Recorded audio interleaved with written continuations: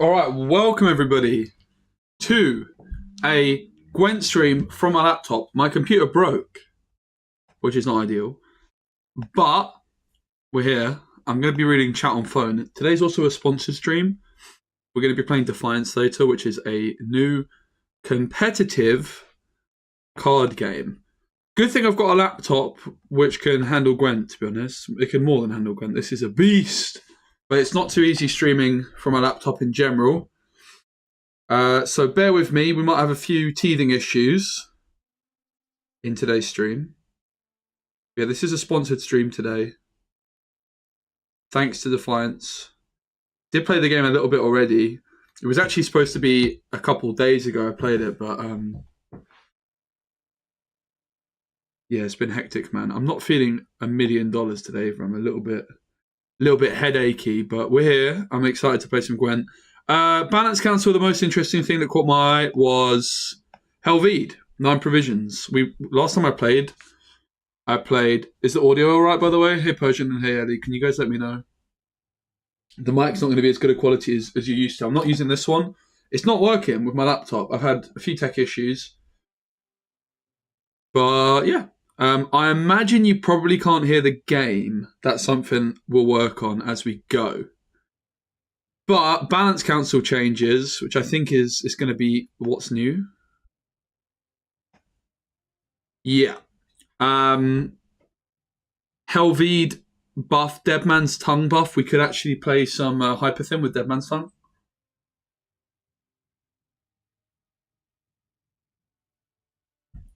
Discard got buffed. Shieldwall got a buff. The Renfrey gang nerf I wanted went through, lol. And this Seagull buff is a bit outrageous. I also wanted the Maxi buff as well, so there's a few things in there I suggested, which is cool. I hope everyone's good. I've been enjoying Gwent. Can't hear the game? Yeah, let me work on that. Thanks. What I'll do is, if I plug my aux cable in,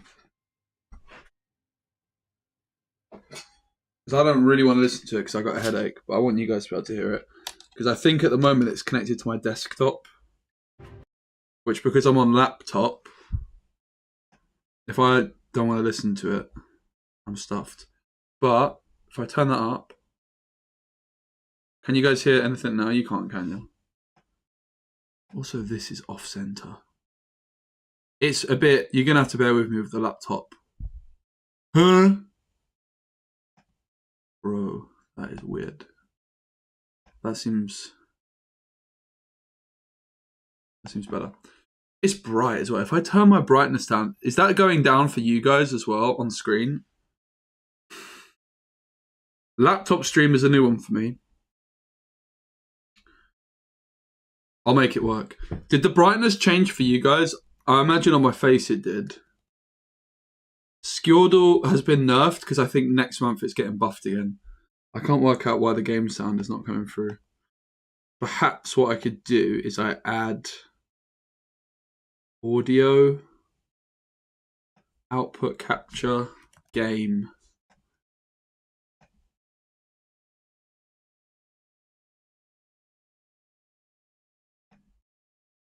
Broadcast? I don't know, man. What? You have to bear with me on that one. Sorry. Oh!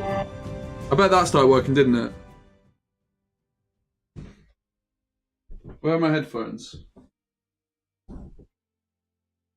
I was not really prepared, was I? I thought I was prepared. I was not prepared.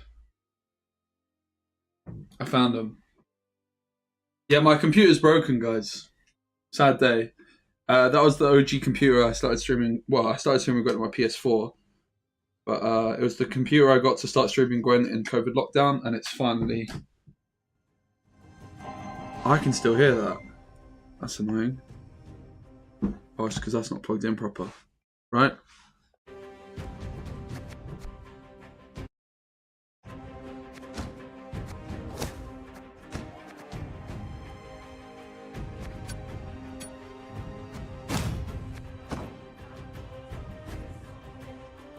Is that really loud now? I've done it though, haven't I? We've got game audio.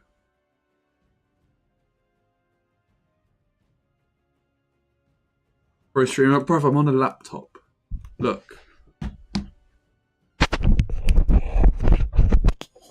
This is my usual setup. This is what I'm dealing with. I'm a one-man band today. Oops. I ain't got no fan. Okay, now my...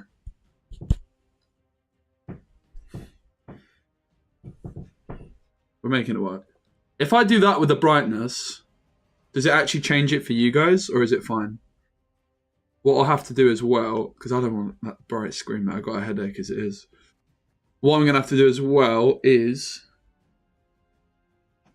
turn the music down compared to the rest. I think 4 is what you should have it on.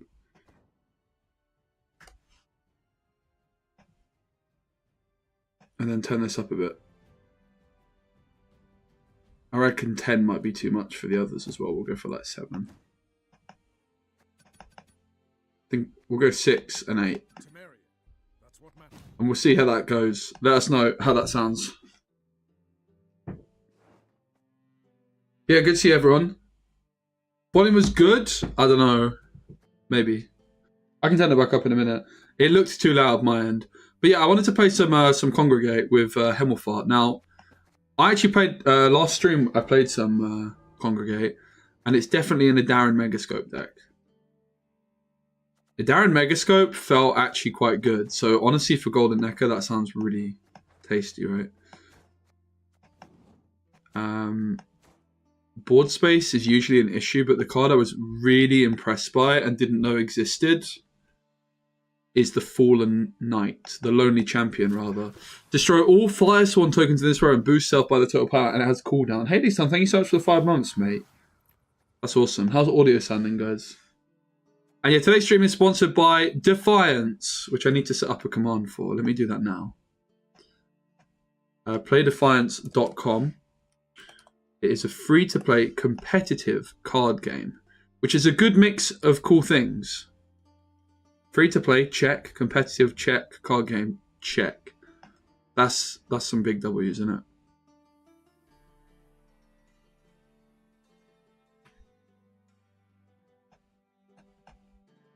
Sorry for the slow start here.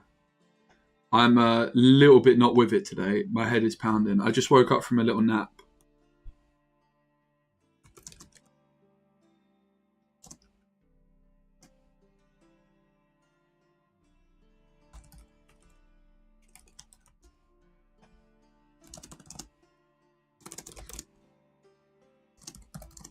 Free-to-play, competitive card game in your browser. That's pretty cool, isn't it? I need to add hashtag add to that. It's not on Steam yet. I believe it will be. It's actually just in your browser, mate.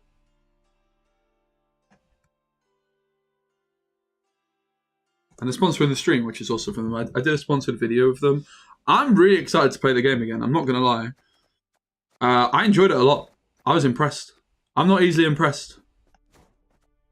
So we put the Golden Necker in. We put Siri in. So of course, old Helvede here's the new boy on the block. We're going to play Igor as well with the Darren, the Megascopes. We're not going to have. We're going to play a lot of Syndicate cards in particular. But we're going to play the Damnation, Destroy an Allied Unit, pretty good. We're going to play Fallen Knights. What are the 9 provision cards that we're going to want to play? We're going to want to play Bank, aren't we? Oh, cut my lip. That hurts. We're going to want to play Bank. We might want to play Diaz Array. Not sure. What else do you guys reckon we want? Hopefully you guys can't hear the laptop fans. We're definitely going to want the Swarm 4Ps, though, the Congregations. We're going to want Excommunication. I'm not convinced there's a bunch of other Swarm. That might be the problem. Moyes the Gaffer. That's true, we do. I don't think he's available, though. So, let's search by Firesworn. I don't think we want Old Matey. I don't think we want Old Matey. We might want the Penance. Some of these cards are good, like the Firesworn Scribe can be really good. Thing is a lot of the 4P cards are really good, to be honest. Like, you got to play this fella. So let's maybe then look at non-syndicate cards at 9 that we might want. Royal Decree could be reasonable, right? Hey Antoine, good to see you. Do we play Jermaine? Honestly, we probably do, right? We actually don't have that much Swarm. So Jermaine might pop off. Because we really don't have that much in terms of Swarm. I want some nice expensive cards that do something for us, you know? Of course, we could play Alyssa. If we want a double Golden Necker. That could be a thing. Operator, I think, is going to be in the deck.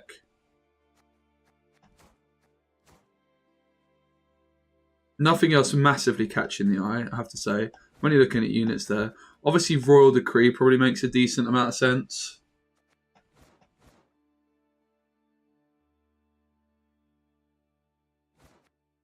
We've got a lot still to spend. You know? We really do. So what else might we want that's just very, very solid? Yeah, Mata's not bad. I wouldn't say she's good either, you know?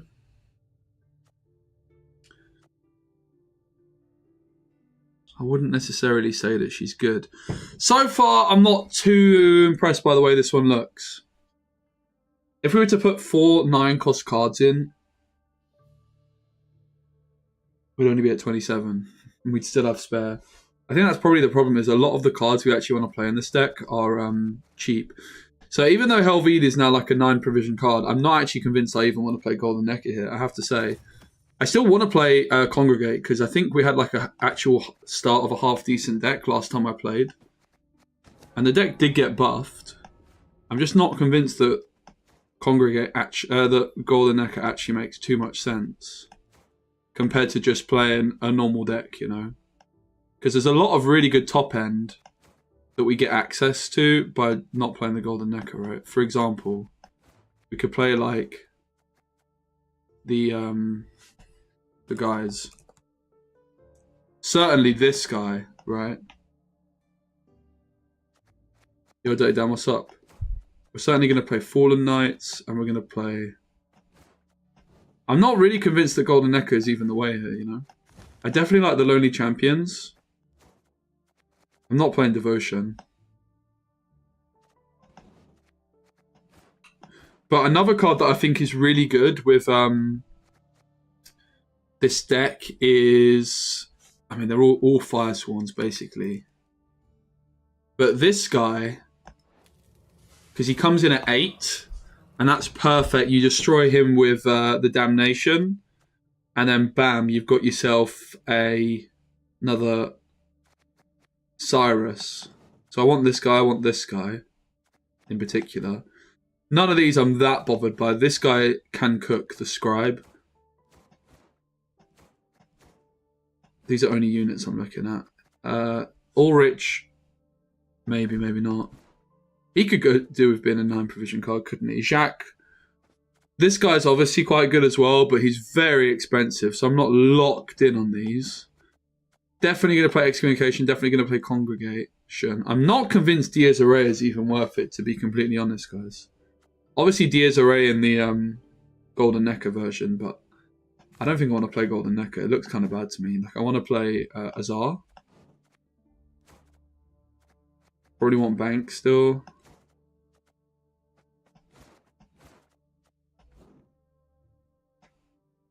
What else does this deck need, guys?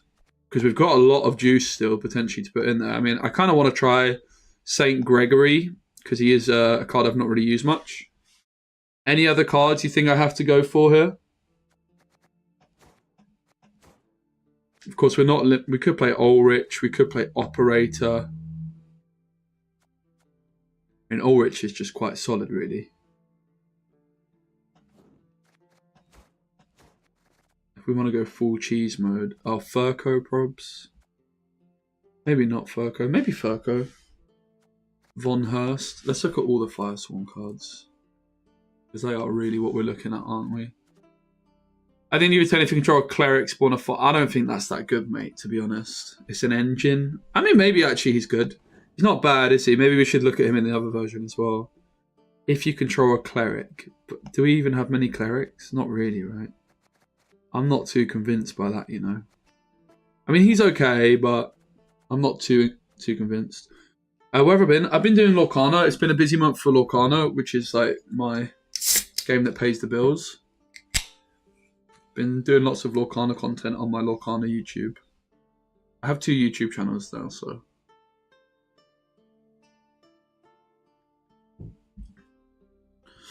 I'm actually working on a video that you guys, even the non-Lorcana players among you, are going to love. Which is a cheating scandal that's happened this week in Decent Lorcana. I'm working on a video. Yo, small bloke. Yeah, I had to let Pyreball win the season, you know. I didn't want to do him too dirty. I mean, we could play Roll the Cree.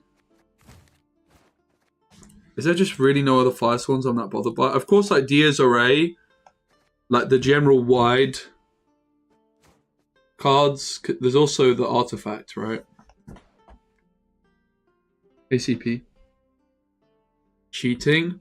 Well, I use cheating as a...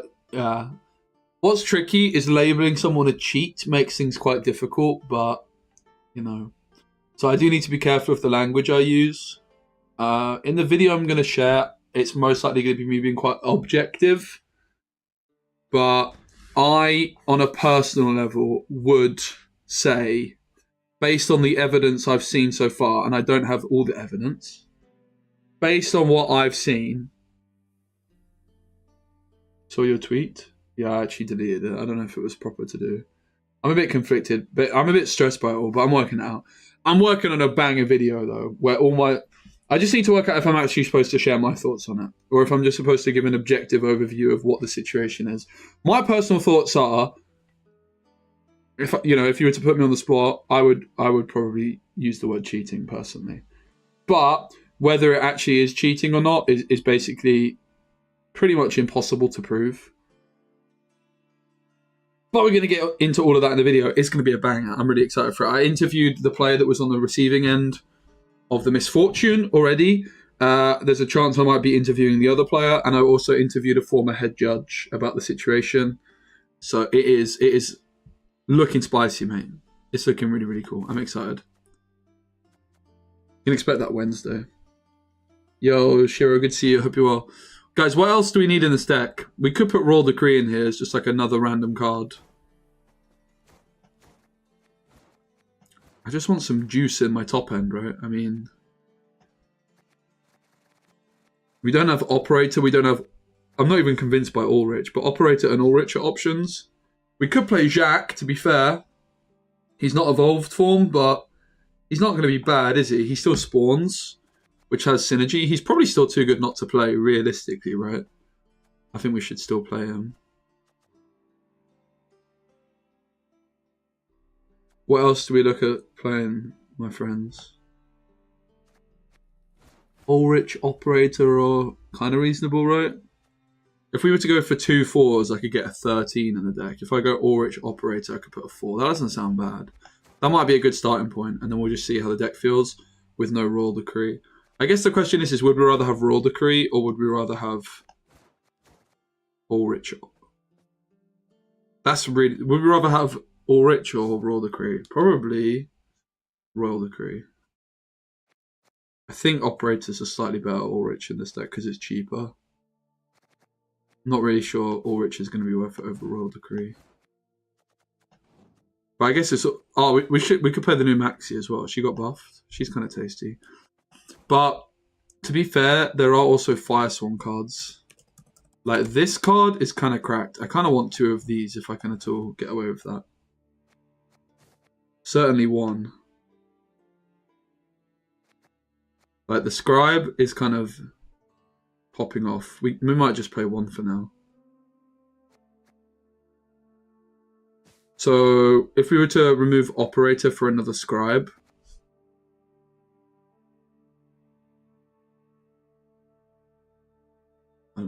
Let's give this a spin. Let me know how the audio is, guys, because, yeah, my computer broke this week. So I need advice on what parts to order. I'm actually going to watch Everton this weekend as well. I'm going to Goodison Park on Sunday. Or Saturday, I think it is.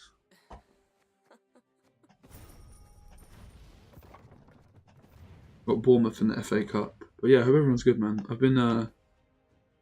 I'm excited to play some. But what's really cool as well, the fact that I have this laptop is now, when I'm traveling, I'll be able to do Gwent streams, POG. Because I'm actually doing like 10 days in Germany soon as well. Alright, how's the audio sounding, guys?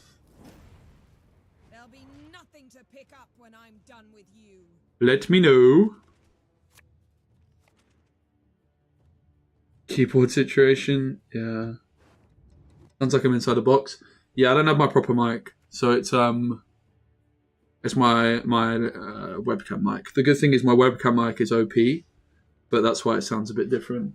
This microphone, I have not been able to get to work with my laptop today, and I was running out of time to start the stream.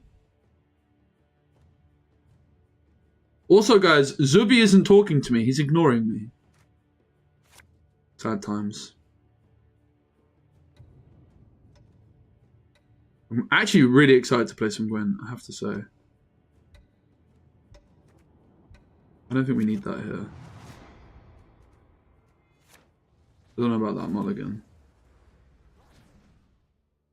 So we don't want to overdo it in round one, really. We're up against Fruits of Iskith. The problem is if we start off with a Fallen Knight and it gets instantly removed, we've got none left. This is where Ulrich could also come into it, right? Ulrich could be good. I need to set my phone to stop turning screen off after every 3 seconds. Because I'm reading my phone to read chat. The Grandmaster of the Flaming Rose. Oh my days, that is crackers. I'm a bit worried they might have a random pred dive, to be honest.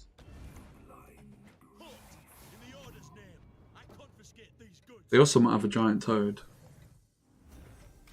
They're on the toad.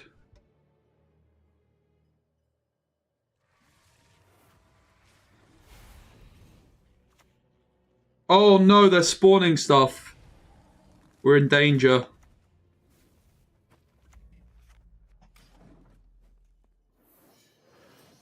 I think we Samir Darren here. I reckon so. But maybe not. Maybe we try and save a Darren for an Igor. We could just play another Fallen Knight for now, right? The thing is, the Darren is a Fallen Knight, but we probably are fine just doing this.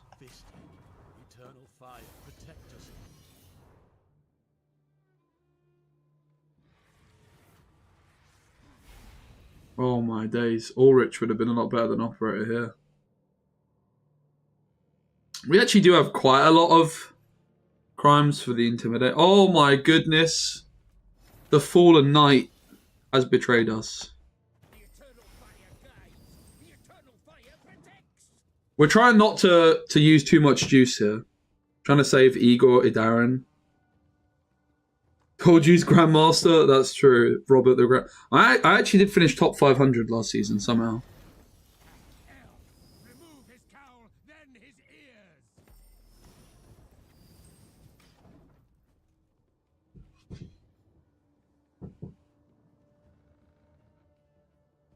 But yeah, I definitely enjoyed my break from my break from Gwent as well, I have to say. Like, I was enjoying the game, but the last thing I want to do is force it, you know, that's like not what I'm trying to do. Yes, you. Have you made your offering? I've been very much enjoying playing Disney Arcana the last few weeks as well. It's been like our set championship season, so more games than usual, like more tournaments to play than usual, and it's been a lot of fun. But it's going to be a slower month really for Disney Arcana. What to do from here? Wouldn't mind getting a few coins if we were to just go bank and just pick the top card, really. Oh, that's an interesting top card, I have to say, the Damnation. If we have something that's 6 power, we can bring in another Fallen Knight. If we were to hit something that's 3 power, for example, we'd get a 7 provision Firesworn, which I'm not too sure I know anything that does that. If we were to do 12, it's too much. I think we're just going to take the... We could take the Lonely Champion. Gives us some more spawn leeway, but I think I'm just taking this, actually. The tongue could conceal the truth. The eyes never. Kind of did the trick, didn't it? That was pretty convincing, I have to say. We did not commit a lot there.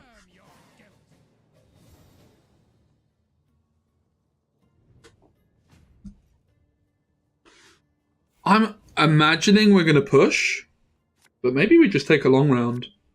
Because we shouldn't really overswarm with this deck. Because of the Lonely Champion. But we already used one. This is why maybe like 1 scribe is enough for it. I'm not even sure we keep it. Same with this, even though it's very good. I don't really think this hand's good enough to push with. Maybe it is. Maybe it is. So we could go Hemmelfart first, bring out a Fallen Knight. Let's try it. Eternal fire. Yes, you. Have you made your offering? Give what we demand. Not harm. Seems like a reasonable start, right?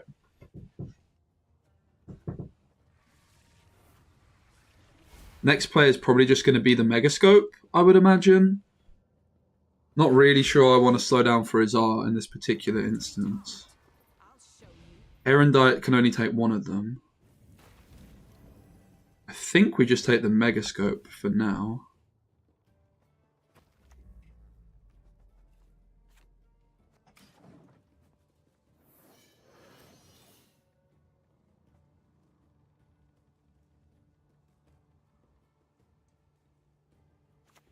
Getting a new PC? Yeah, I will be. And now we take Idaran.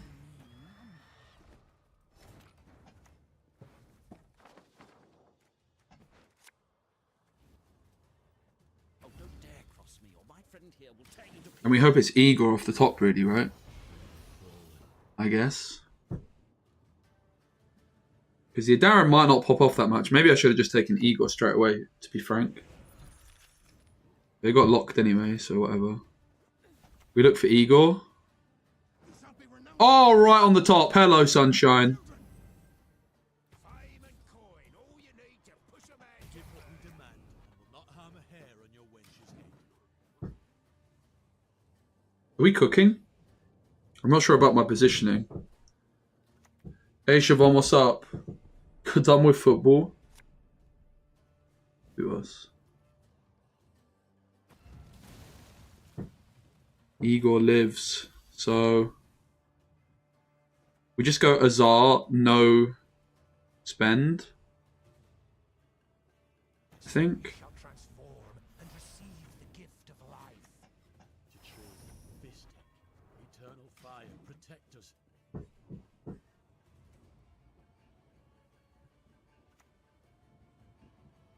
But now I think we just spend the rest on Helvide, right? Black cat, hook nose, prominent wart. A witch. Jeez! Oh, hello. Thank you, Siobhan, for the 9 months. I appreciate it, mate. That was kind of compelling, wasn't it? That was kind of compelling.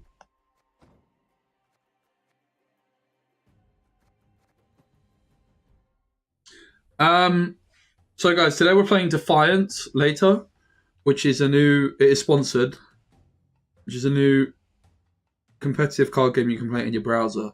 I played 1 hour of it, I did a video on it, and I was pretty impressed. I really was. Mike Oxlong24. So I'm looking forward to playing some more. Like I say, my computer's broken. There's not been that many streams. Like, streaming from laptop's alright, but at the moment I'm working on a big Disney Lorcana cheating scandal, potential cheating scandal video. Well, the video is definitely coming out whether it was actually cheating or not. Everton are popping off, mate. I start streaming Gwent and Everton pop off.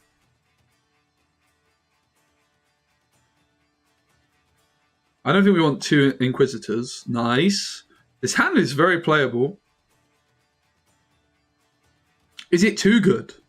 You have to ask yourself. I doubt it. It seems about the right level of good, to be honest.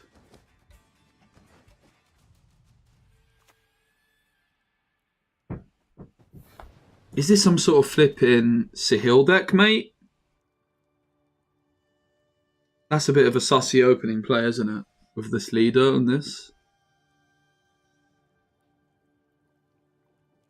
It might just be a Sahil deck, right? Which begs the question, how do we play it?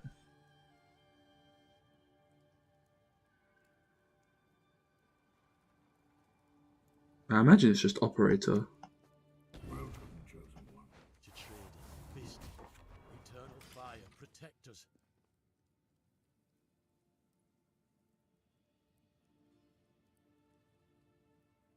As it turns out, though, Operator on Fallen Knight is quite a lot worse than Ulrich on Fallen Knight. I think it's possible we just want to play both, really. The Fallen Knights are really the key to success.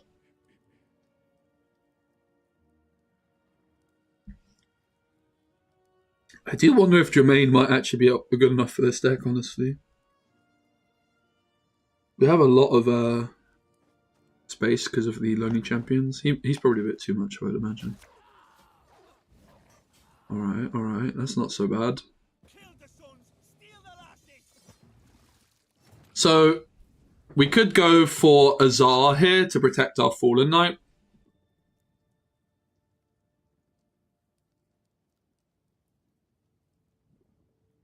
Kinda don't hate it. Gives them quite a lot to try and get through, doesn't it?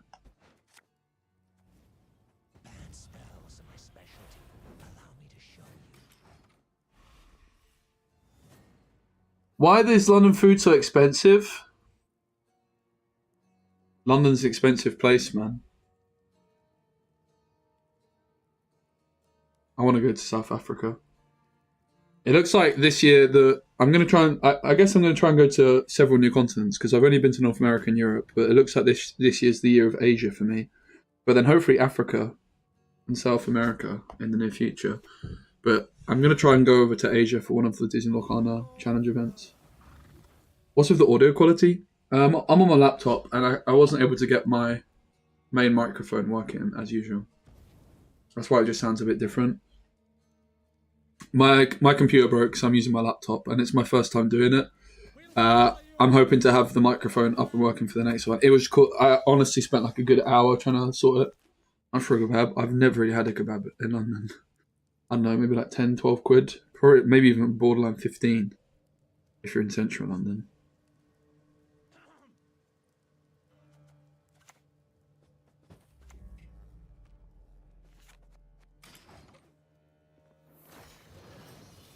But yeah, that's why the microphone doesn't sound as good as what you used to. Hopefully it's not too bad. I don't think it's too bad, bro.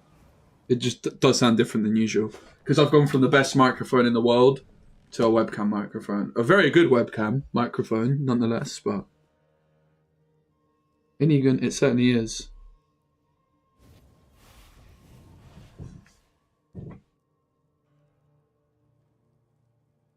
But I'll be doing some hotel Gwent streams, probably.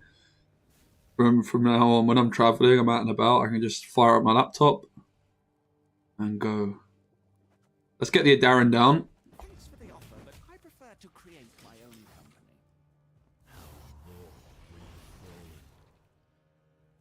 Seagull spam when? No time soon, I think. Oh my day, Siobhan with 5 gifted. Mate, thank you so much. That's actually very, very, very, very, very kind.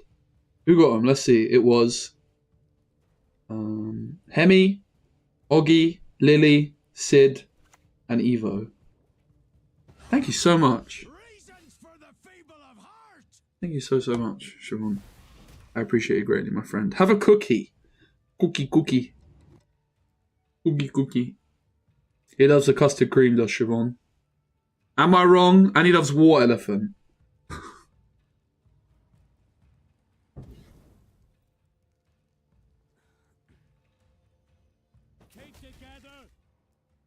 Second opponent that benefits from operator is true.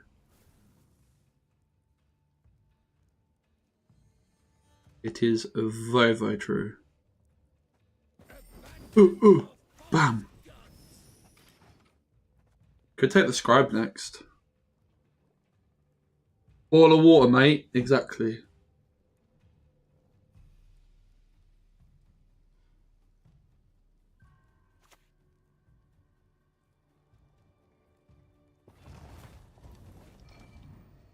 That is pretty tasty value, I must admit. I think we just take another one. We could take. Do we take the scribe first, or we take the fallen knight? I think we take the scribe, right? We just keep that one coin. Just keep spending each time. They might have a pass here, but it is what it is. Can we Hemel fart it? Will that get us there? I think we just have to go down a card hit, right? We play a Fallen Knight and then Helvede probs. I don't think Helvede will get us there. It's going to be close. Let's actually try and do some maths. He comes in at 4. 1, 2, 3, 4. He spawns 4. He's 4 plus 4. No, 4 plus 8 is 12. 39. Plus 8. No, it's not enough, is it? But this would be enough. The tongue could conceal the truth. The eyes never. It's possible Helvede was enough, you know. You will answer my questions. Then, Yes, you. Have you made your offering? Yes, you. Have you made your offering? I don't think it quite was it? It might have been, not gonna lie. Do you guys think it was enough?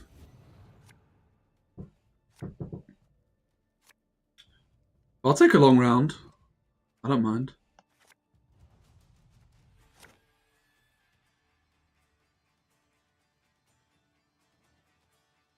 I think we've got a half decent chance. I mean, maybe we're supposed to push them. Is it a Lippy deck? It might well be, right?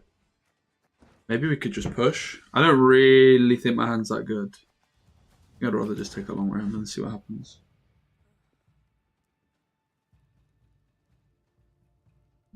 I had a proper headache just now. Or Siren tokens, that's a good point. So, yeah. So I probably do want the Lonely Champion.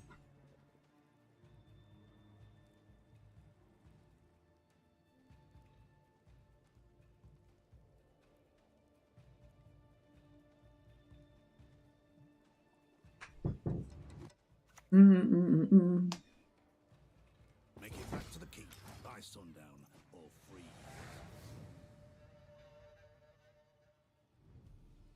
How's the audio in terms of game audio? Is it too loud? Transfer deadline? Oh, come on, Everton. I forgot it was transfer deadline day. I'm going to watch Everton on Saturday. Pray for me. Come on, you Blues. Gwent streams are most likely to return after today next week, actually.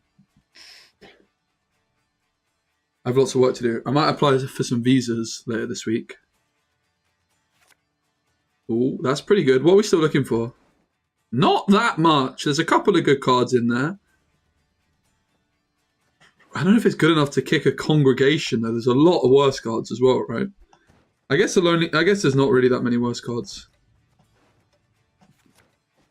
I do think we wanted one of these. See you, Siobhan. Take care, mate. We can also play this proactively, right? It's order and cooldown. We don't have to wait around for it. We did already play the defender, which is one concern. We just might not have too much sticking here. Game audio almost non-existent. Well, let me turn that up for you. Yeah, I'm on my laptop, like I say. Because it looks to me like it's mega loud. But yeah, I don't know. Let me know if that's better.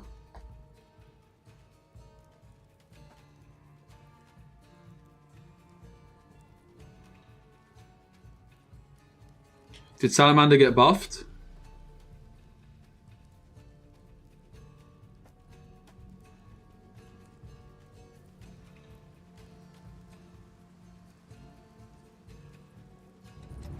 Thought Gwent was dead. You were mistaken, my friend. Do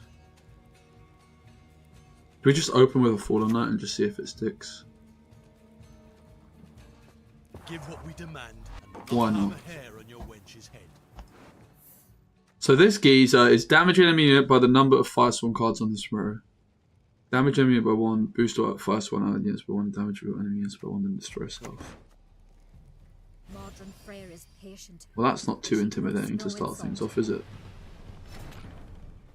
It's not good news for poor old Igor, I must admit.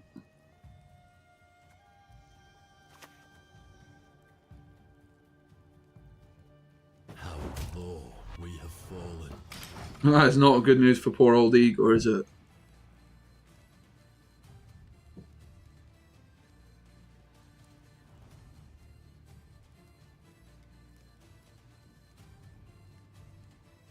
I don't think we were ever supposed to play the Igor proactively, but perhaps we were. These are good because they can't be infused, right?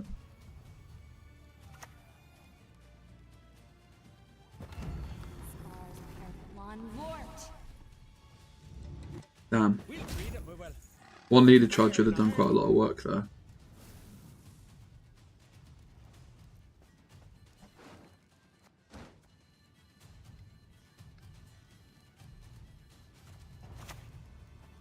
The fire cleanses. Believe I heard more coin clinking about in that pouch of yours.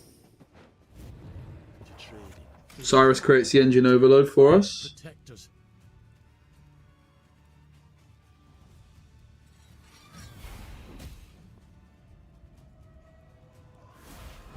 They go for the clog, but we've got the Fallen Knight ready and waiting for that. Even if it was filled right now, we could just unfill it with Igor, right? With oh, it is filled, but we can just clear it with old matey Cyrus and then play the Fallen Knight. The Lonely Champion, rather. It does look like Cyrus might be getting it anyway. It might not happen immediately. Sadly, it does.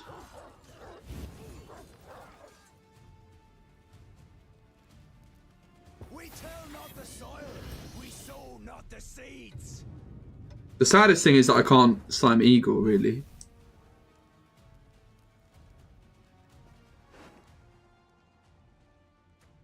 Damnation could get Osiris back. And it's 8 that could bring it. So we could sacrifice our poor old Fallen Knight.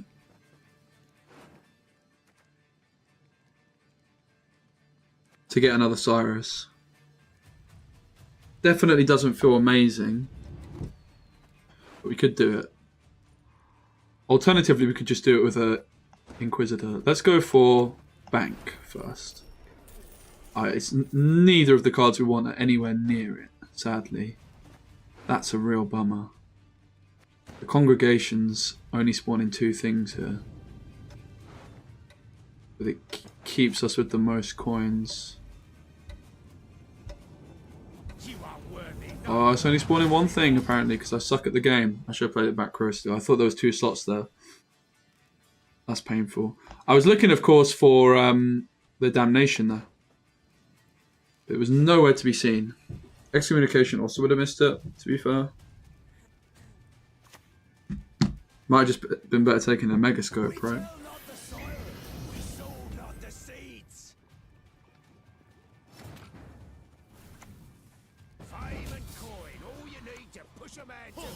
In the Order's name, I confiscate these goods. And 5 there. It does sadly look like I'm cooked. The Lonely Champion was not very good after all. I mean, we're not a million miles away, but it looks like it's probably not going to happen for us. Some suboptimal plays, being down a card, missing some golds. We raid, we fight, we plunder. Full service.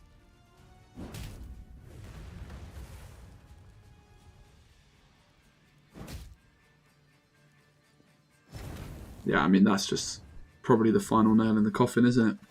Disappear into the darkness. Alright, well, we did hit this guy. Damage enemy by the number of Firesworn cards on this row. Alright. I can do that. The righteous will 1, 2, 3, 4. Does he include himself? Let's find out. Bam! He does.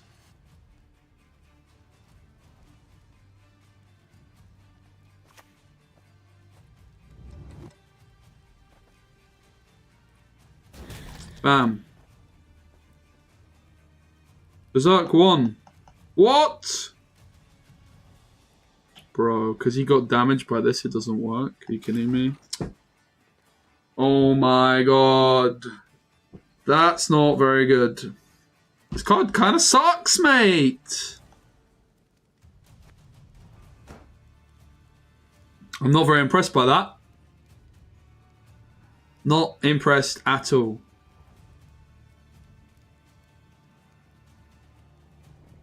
I most certainly did not play it too smoothly, but that's to be expected as we learn. Is this really worth the provisions? I'm unconvinced. I have to say, I'm very unconvinced. The fact that a measly little longship wrecks him is quite embarrassing for him. To be completely honest with you. That is pretty embarrassing stuff. For poor old Saint Gregory. And we missed the card I really wanted, which was the Damnation.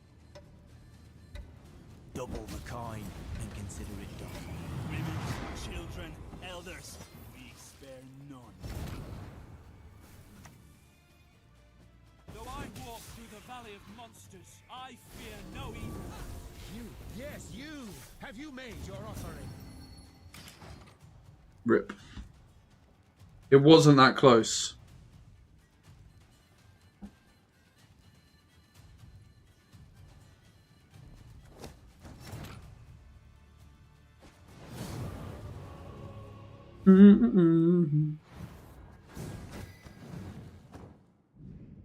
Looking to dance, mate. What do you think about the deck? I'm a bit disappointed in old Gregor's there. I'll give him a bit more of a chance. I feel like we're lacking a little bit of swarming. How do we spawn more stuff, mate? That's what I want to know, really. Maybe old Ulrich. For more Fallen Knights. Scribes can also do some spawning shenanigans to give us more coins. Maybe one is enough. Honestly, the list feels kind of smooth. I didn't hate it. Go again. I can't see my OBS, by the way, so if I'm like, I feel like, yeah, I'm a bit off shot, aren't I?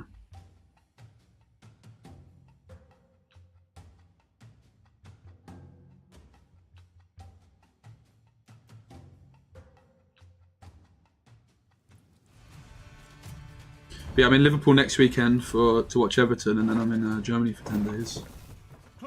I've got a little bit of a break coming up. I've been working pretty hard recently, but I'm looking forward to having a bit of time away from home.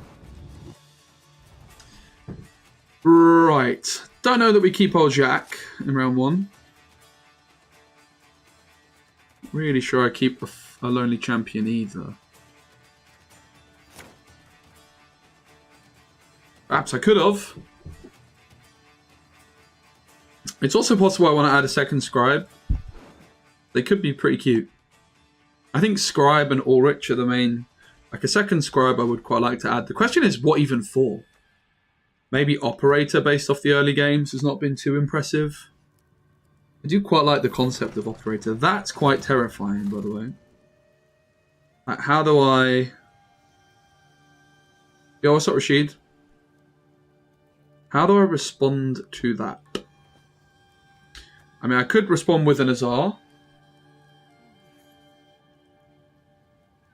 But that feels a bit bad. Perhaps I just bait some removal with this guy. My wrist is killing me. A Darren plus Teleport. What does Teleport do exactly?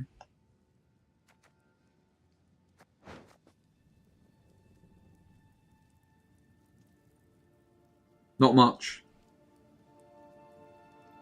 Unless you mean Igor. Teleportation on Igor doesn't sound completely terrible. But it sounds very niche. Little cockerel, birds about the fence! Yeah, it's an interesting idea. I think it's too niche though. Kind of hope they just slam more removal. Drop Idaran? No. Don't think that sounds like a good move, mate. Idaran is key. Idaran is the kind of greed that you need for this deck. So they don't really have much removal.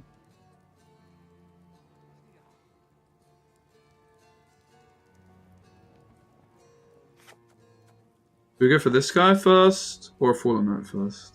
Maybe it's this guy since it's free money. Boop.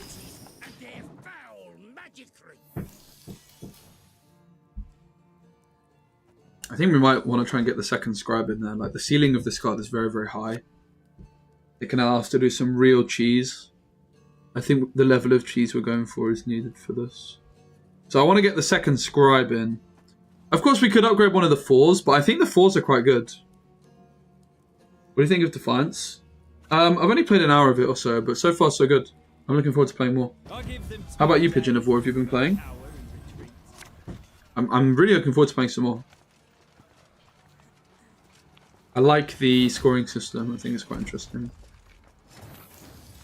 But I am really early on, so that's worth bearing in mind.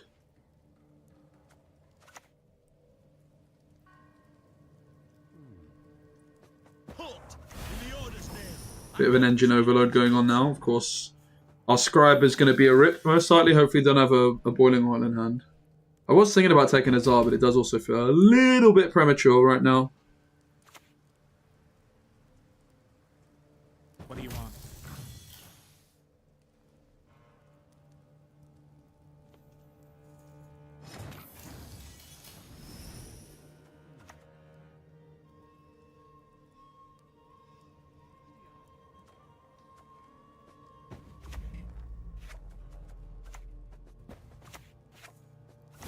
Yes, you! Have you made your offering? The scribe was great, I have to say. The scribe got us really going here. Nathan Shadow. Oh, Nathan. What a guy.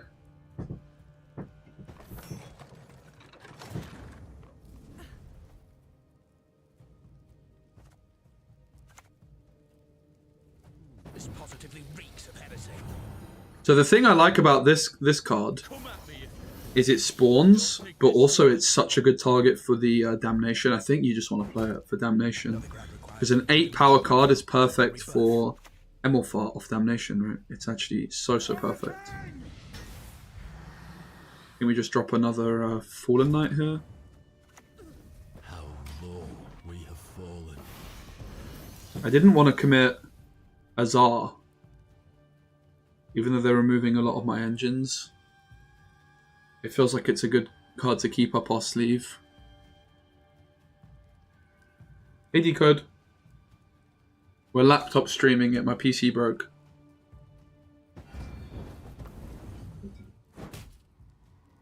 It is dead in the water. Unfortunately, this kind of played around my Damnation, which is a real bummer.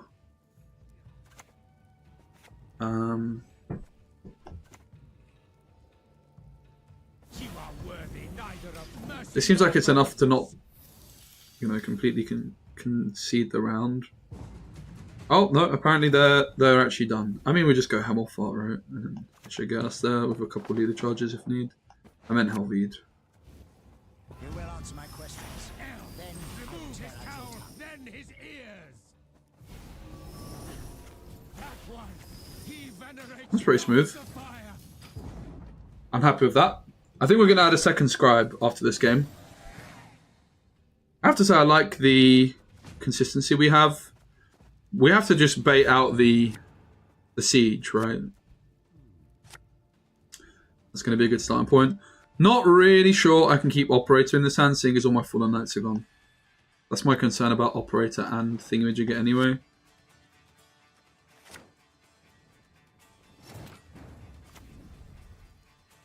So if we play this, they could hit us with a siege plus leader charge. But that's fine. That's a risk I'm willing to take.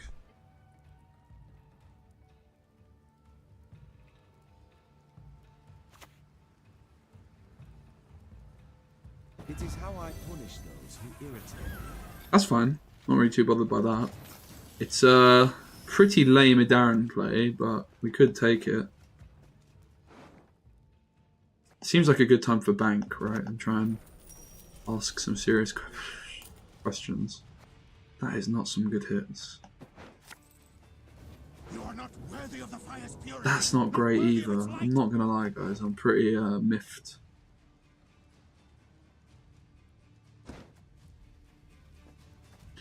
Well, we'll take the congregation.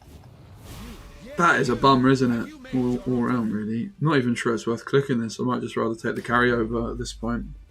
That is heartbreaking, isn't it? I think Hemmelfart was quite good here. Even a flipping Inquisitor. So I could sacrifice it. But that was just dreadful. And it feels like, unfortunately, I've bleeded myself. But we'll pass here, I guess. Now I got a siege from them.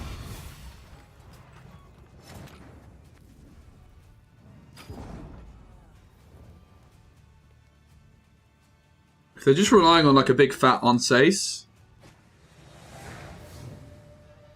Let's go, Subman. Enjoy class. You take care, boss. Good to see you, mate.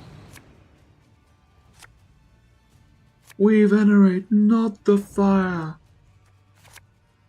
Alright. Still looking for Gold City, baby. There's a lot of bad stuff to hit here. But, that being one of it. So we missed 2 golds. Pretty poor. Pretty unfortunate.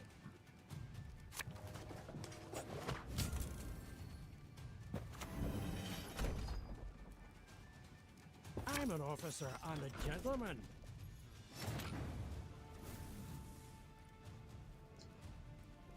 Think it's just Azar to start things off. We could go Hemmelfart. Then he probably just gets removed immediately, right? But if we could go Hemmelfart, one thing sticks, then it's Azar. Maybe that's still the way to go. Hemmelfart's engine overload, so...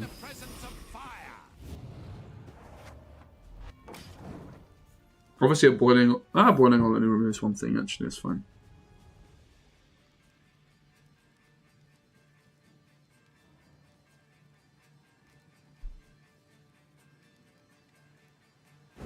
Screen capture seems misaligned.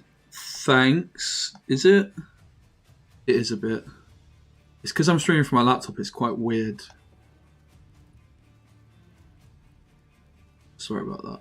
I'm also not... I'm probably not in the best spot, actually, am I? Either.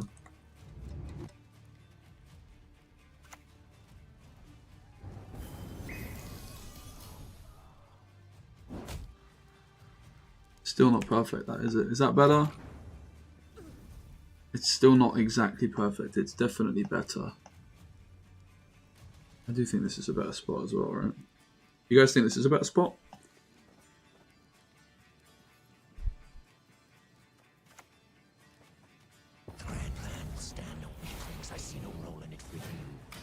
Alright, so we have an engine down before the Azar comes through, which is nice.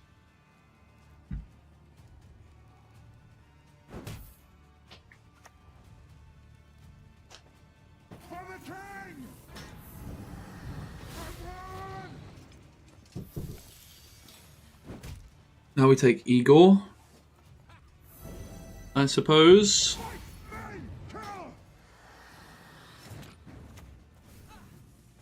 Fame and coin, all you need to push a man the order's name and confiscate these goods.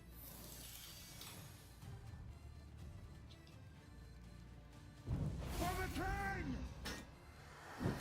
Yo, Tyrion, good to see you, mate. This is not a dream. I can confirm. Not a what? You cheeky little grubber muffin. Yes, nothing quite like a nice Mercy nor forgiveness. Unfortunately, we lost. This round 2 kind of killed us, this excommunication. But let's tweak the deck a bit more. We're going to put a second scribe in the deck. The scribe performed very well in round 1. It's kind of unsurprising we lose with this in the deck. I'm pretty unconvinced by old Saint Gregory, I'm not going to lie. He seems pretty mid, as the kids would say.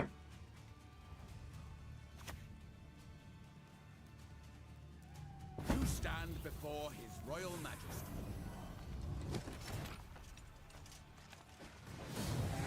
Wasn't close. But, yeah. There you go. You think of Firesworn? It seems so far pretty awful. I had a look at like a Golden Necker version first and it looked really, really unplayable. So I'm a bit unconvinced by this guy.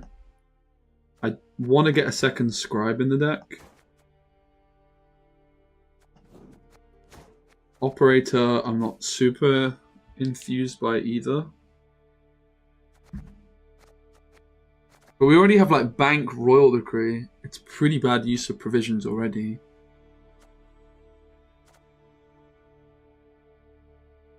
What does he do if you win the round? Boost up by 1. First one. He's definitely better when he's evolved, right?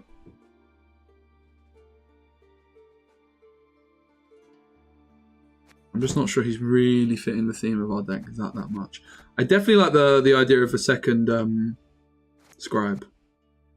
I think I want Ulrich, and I think I still want the Operator. I think we want to kind of just abuse spawn mechanics, right? The question is what to get rid of, and of course the most obvious thing would be the Inquisitors down here. But I do think they're quite good. I have to say, I think they're quite good. I don't hate the sound of Necromancy either.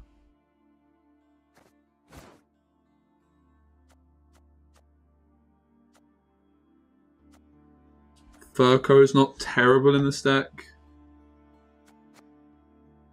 Not really convinced I like our use of provisions with Ulrich and Operator.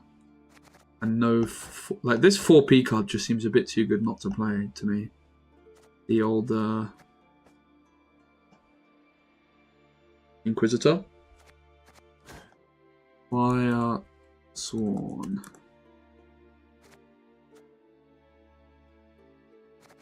I'm not really into Diaz Array. I'm not really into Sacred Flame. I'm really into this guy. Penance.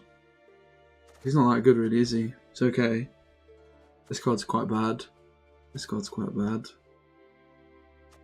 This card just seems good to me because I think it's good because it's an 8 specifically for a Fallen Knight. For Hemmelfart, but it is quite slow to get there because you play it. Twitch camera, we do, thank you. Sorry, I can't see my OBS. But thanks for the heads up. Obviously, usually you have OBS one side and one monitor. Here I just got one little laptop screen. Like, these cards just seem too good not to play. I'm not really that into Ulrich. I'm not really that into Jack either, to be completely honest. It's kind of mid. Operator, Jack, Ulrich. I would say, like, all of this I'm quite convinced that I want to play. So it's like, is there anything I can do that's better with these provisions? And I'm not really sure that there is, right?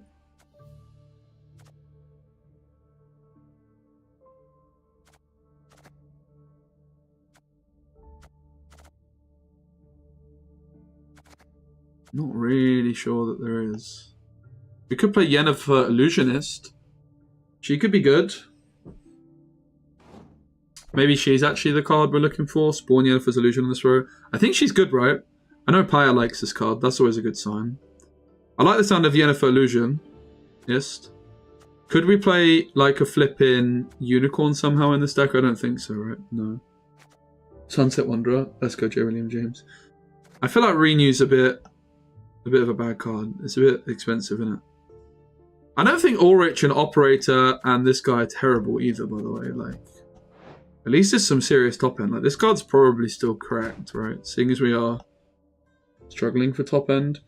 Isn't Junior like a devotion card? I think he's devotion. Yeah.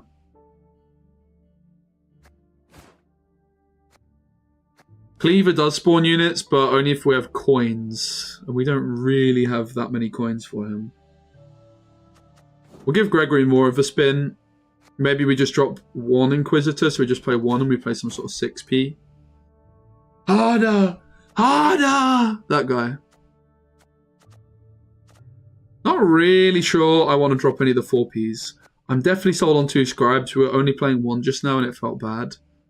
So I kind of just have 2 provisions that I don't really know what to do with. I wouldn't mind putting Jacques back in, to be honest. I think I feel like the Lonely Champion's kind of cooking with the Scribes. Maybe we don't. I do feel like it's just a good card to have around. You kind of just want it when you want it, right? I'm not really sure this card's that good. I feel like the Lonely Champion might be the money card and you just abuse Scribes a bit. That's my thought process.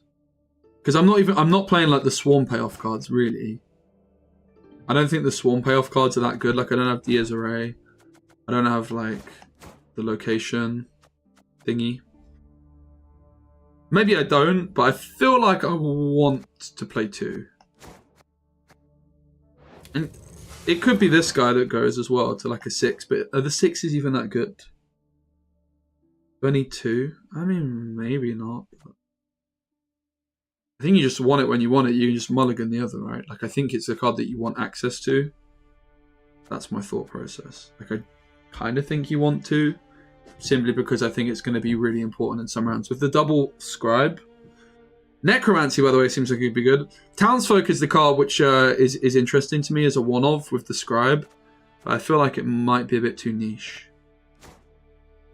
Is there anything cheeky you could play that's neutral in this deck? I'm going to guess not really. It's almost like we just want 2 flipping. Whoa! Baron got enough. He looks so sad at 11 power, doesn't he? He looks sad. I mean, this card's kind of good. The Last Wish. That's another... We've been struggling a little bit for consistency despite having Royal Decree and Bank. Novigrad. I don't know about that, though. It's a good card. I don't think the spell that boosts the whole board is actually that good for us. I don't know. I'm kind of just not wanting to go that route, but maybe it's good. Spending is awkward. A little. I mean, we have Igor, we have Helvide, and we have a few other bits. Yeah, with Novigrad, yes. Yes. I'm like kind of happy with this 2 provisions over. Does beg the question, like, is it really not worth just playing Flipping and Neuromancy instead of Royal Decree or Bank? Maybe. Jacques I would like, ish. That's the other thing, right? Instead of this guy, we could play Jacques and then upgrade something else to a proper card, like an 8p. I don't know how much I'm really that impressed by Almeida, because also Jacques being an extra spender is not insignificant, right? Like, Jacques might just be good because he's another spender. This is a very bad spender. Oh, Gregors. I'm not really that convinced by this card in this deck. Because we kind of want to push for bleeding, and I'm not really sure he's a good push card, right? Maybe he is a good push card, though. Damage enemy unit by 1. I don't know if it's that good, you know. I'm a bit unconvinced by him. I might just rather prefer to play Jacques. I think. Because we're spamming Fallen Knights, I think we have to play Jacques. So I think Gregors I'm actually going to remove for now. And then maybe I just play 1 Inquisitor. I could also play just 1 Lonely Champion, and that would leave us with an 8. Is there anything which really catches the eye at 8? Necromancy with at 7, I would say.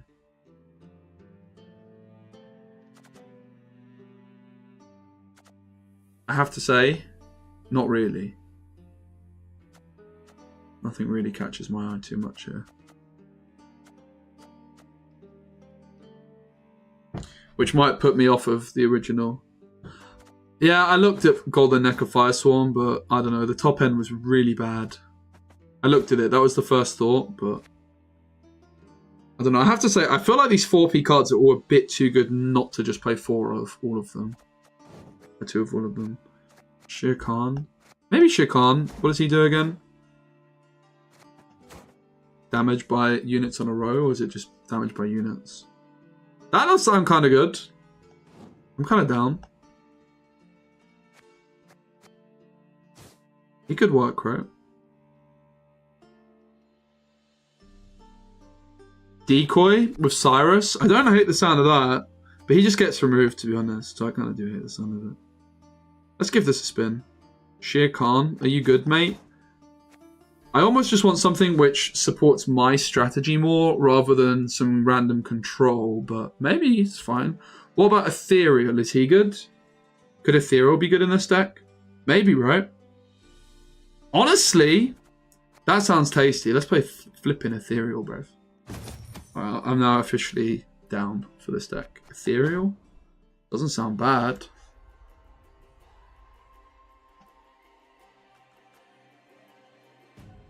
That's we've got a, I think it's in the locker, but there's a SPECI Ethereal moat somewhere saved on my dead PC. Rip. My poor PC, man. Richard Nichols is missing. Yeah. So today's stream, guys, is sponsored by Defiance. When I'm done with you. Which is pretty cool. It's a new free-to-play online card game you can play in your browser. 2 scribes is a lot, but maybe that's fine. Equally, like, maybe a Fallen Knight's good in this hand. Let's get rid of Damnation, perhaps, for a rainy day. We don't need 2 Lonely Champions, that's for sure. Do we want 2 scribes? Maybe. Do we really want Igor in this hand? Not so sure that we do. It's a bit of a weird hand, really, in general. Let's try and make it work. So the first question is, what do we begin with? It's probably Pirebol's deck. Let me just start like this. What do you think about the game balance? Yeah, it's pretty good. I do think that, like, some thinning cut. Oh god, it's not Pyre's deck. What is this? 4 power. Do we try our luck? Yeah, we kind of got to, haven't we? Really. Boop. It's only once a turn, isn't it? Yen seems good in this deck. I'm already impressed. I'm already happy with her.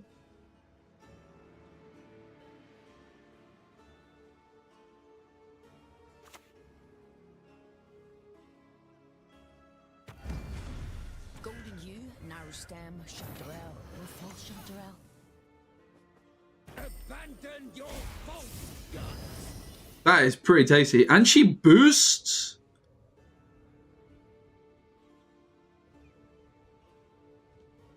Why did she just boost, guys? Huh? Spawn, yeah, physician. Damage the last power by the spawn. Death blow, boost self by 1. Yennefer. Holy moly. Alright, Yennefer has just spiced this deck up. Hell yeah. I just started to believe in this deck a little bit more. The Ethereal is not a bad shout either, by the way. Because we don't really have like much fire. It also supports like that idea to not play like the Firesworn synergy cards like the Diaz Array, because a lot of our cards are not Firesworns necessarily, right? Right, so obviously we have... I mean, we're just playing this, aren't we? Let's be honest. This is just spicy right now. Look at us flipping go, mate. Was that an overcommit? Maybe. Somebody call Pirebol. Because I am absolutely breaking the meta right now. Maybe. Probably not. But we're trying. I'm into it, though. I am certainly into it. Potions, 1 for soup. 1 for potions, 1 for soup. You are worthy neither of mercy nor forgiveness. It does beg the question as what the next play is. Perhaps a just simple, safe, lonely champion play, which does nothing. I think it's fine. We're in a dominant position. Let's not overdo it. I think the Ethereum might have actually been an overcommit. Crazy! I'm excited. Yennefer popped off, And the ethereal also felt good. Previously, our big problem was to win a round, we had to slam like Igor or a Darren or something like this. Here, we just won a round with just the Yennefer. Like, that's one thing that the other expensive cards we were using previously just couldn't achieve, right? So, I think I would like to keep another Scribe. I kind of like the whole hand. Maybe we just drop the Scribe. I think it's quite good, though. Damnation's a little bit fiddly.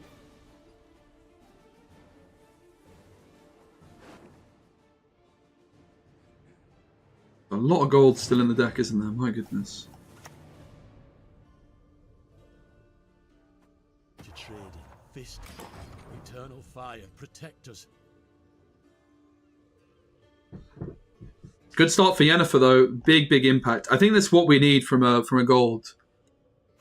Like another like win condition, not just like another card that exists, which is kind of what the is he called Gregory? I think he just felt like he kind of just existed.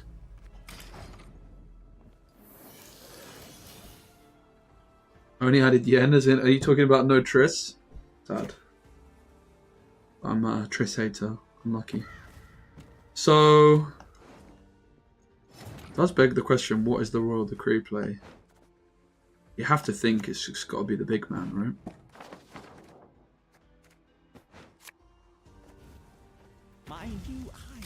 That is pure greed. Greed is good. I confiscate these goods.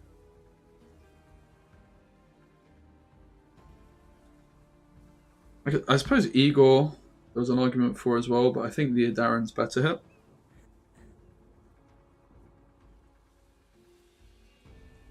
We go Megascope, and then we probably go Disciple No Click. Yeah, we're not focused too much on swarming, are we really? Okay, they panic, so now we just can order a bit more smoothly. We probably still play the Megascope, right?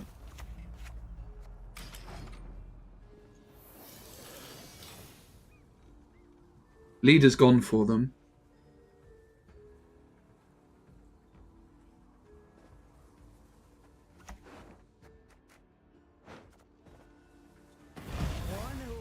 They are panicking. I mean, we don't need to panic. We have only really got what we've got on the board. We probably just try and save. We might slam the Hemmelfart still, but there's nothing really to bring back with him that achieves a great abundance of anything.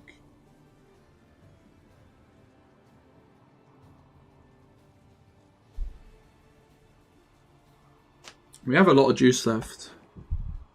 Elvide, Scribe, combo. There's a lot of gold still in the deck, isn't there? There really is. Man is an arrogant creature. Begs the question, how much should we really push? I don't think we're going to play Old Hemmelfart here. If we are, we have to commit to it now. I just don't think it achieves that much, really, does it? 1, 2, 3, 4, 5, 6. So we can back row this. Believe I heard more coin clinking about in that And I will pouch click of the yours. young fella here. And maybe we end up playing it last turn. And it's not like we're losing out on any engine value particularly, right? Disciple or something. Only champion maybe for space. It's interesting.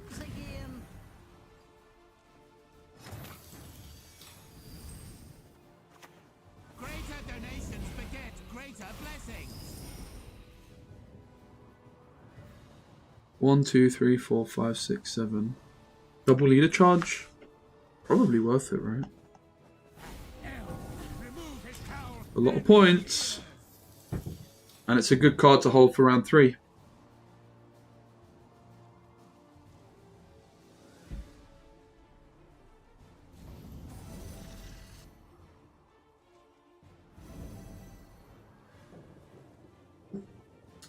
Looks like it's a lot of points for them as well, though, unfortunately. That's not going to get them there, because that is not an instant refresh. Perfecto! Happy days. The last leader charge was 4, 5, 6, 7, 8, 9, 10, 11, 12 points. So the double leader charge got us there. Interestingly, one leader charge would have also, but maybe they had something else they could have played. Was that getting them there compared to a Dwim? 2, 4, 6, 7? I don't think so. Unfortunately, they have all this broken carryover stuff, which needs a nerf, really. Let's be honest. The Inquisitor goes. And I suppose Damnation goes. But honestly, Jacques, double click, bin Jacques off for another Hemmelfart could also work, right? I think we'll get rid of the Scribe. So no Helvide, no Igor, no Fallen Knight. But I kind of like that idea. I don't think we need to do any Azar stuff until the end. Call in a Fallen Knight for sure. Come at me if you must. Let me see what Take happens. this sword a toy.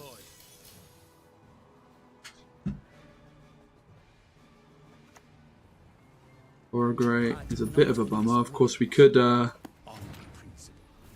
take this immediately. My thought process is we go Jacques, double spend,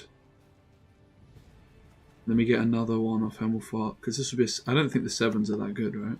The time of sword and axe, the age of the water storm is nigh. We don't need to spend. I'll just spend now, whatever. Jacques being able to spend to 8 is quite interesting as a concept, right? Azar, I think Azar's good. Azar's just spawning as well, right? It's Fallen Knight synergy.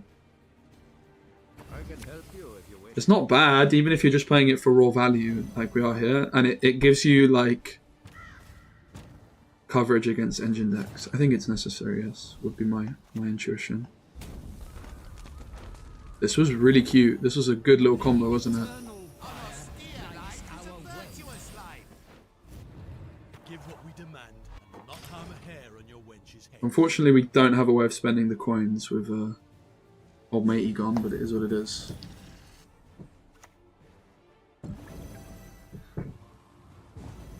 Right, so firstly, we're going to do that, and we are still going to take the Fallen Knight. How low we have fallen. We want the extra spawn, so we just take money. No! Close though, wasn't it? Very, very close against a very OP deck. That was a good showing. We missed a lot of gold. A lot. I also overcommitted round 1 with the Ethereal. Pretty impressive.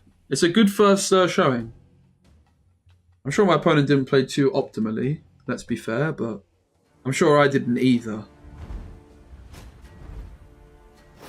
And that's the deck that broke a flipping record with Pyre. I'm enjoying this a lot. Thanks for being here, guys. It's fun. Alright, let's get rid of Jacques, the Miracle Child. I think the Damnation can go. Perhaps.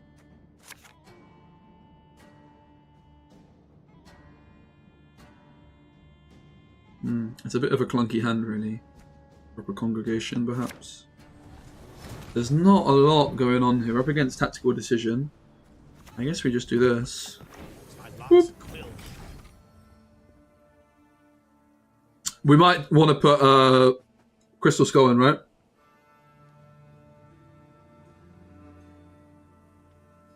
EG order. I missed a lot of gold, I have to say.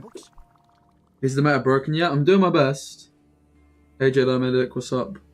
Yeah, there's gonna be no Connect streams for a little while because my PC's broken. I'm using my laptop here. It would be pretty much impossible to stream Lorcana webcam games from this setup. I need to order new parts really for my PC, but I'm going away quite soon anyway, so I've got a bit of time. Basically, like, I'm away quite a lot for the next 2 or 3 weeks. I'm away this weekend and then I'm away for 10 days shortly afterwards.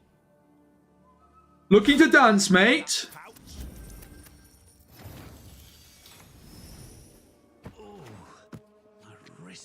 I guess we just boost by 2, sure.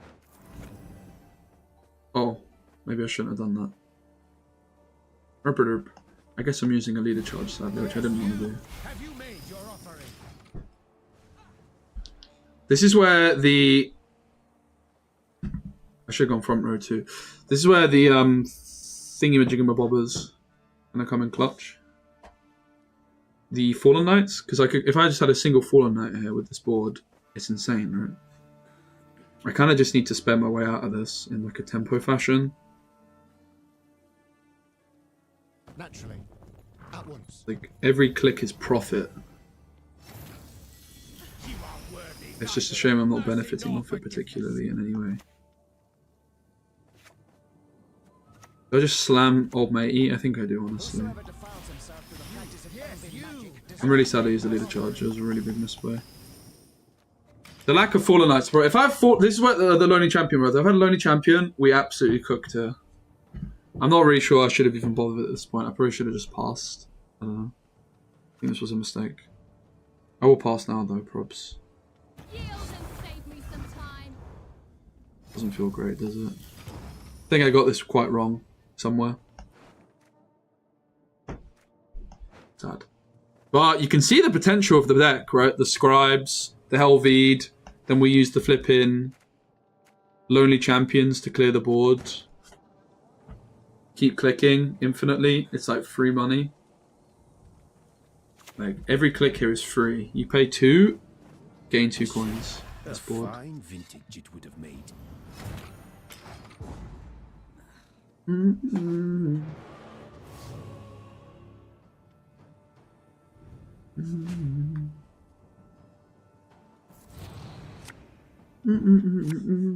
was right on the top as well. Well, I don't think we want you anymore, mate. I wonder if I mulligan one of those round 1.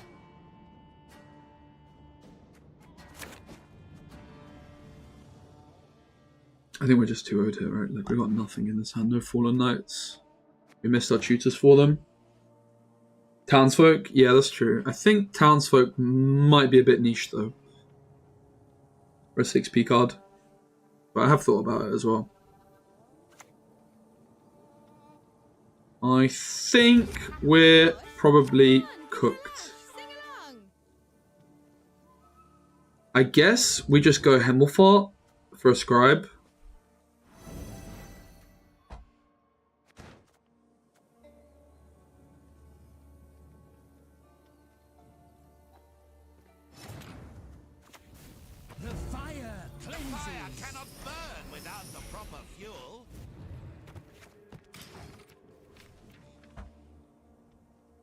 I think Ethereal might be good, right? 3 points per turn. It's not bad.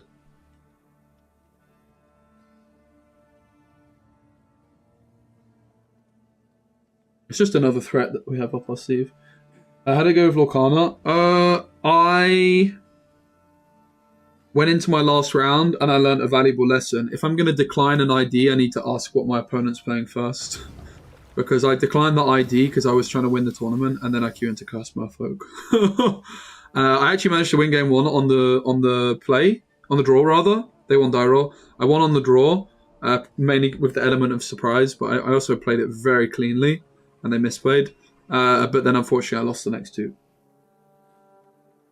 This game is getting updates voted upon by the community, so not direct dev support, but essentially. What? 3 more copies?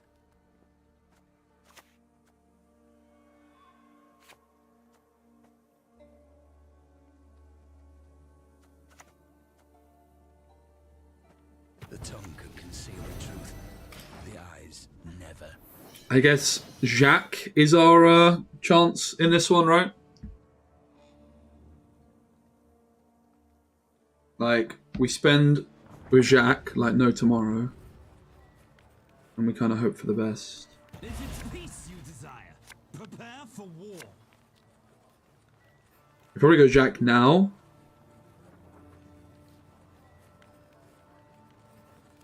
No more new cards, no. But there's a lot of cards which got reworked, probably before. I don't know when you last played, but when I came back, and I'd played quite recently, you know, there was a lot of cards which received massive reworks in the last year of the game. 7 got the map but lost to Red Blue deck using Amber Songs. Nice one, GG. Yeah, I was going for the mat, right? I could have taken an ID and I think I would have finished 4th or 5th. But I was going to win. I was trying to win the whole thing. I don't really regret it. Honestly, the guy I played against was super wholesome. I would have felt quite bad him not getting a scar because it was the only one he got to play in. So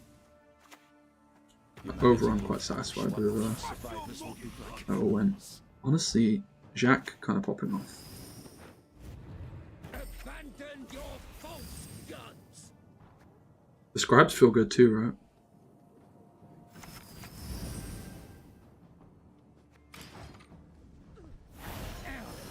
And the ethereal feels kind of good. I like the deck we've got. It feels like we've got something here.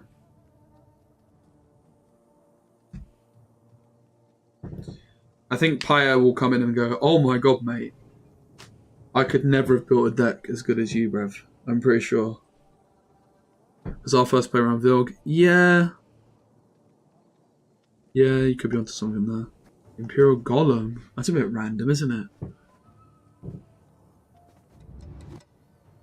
I guess it summons it. Summon is not counting as play, right? Yeah, okay, fair.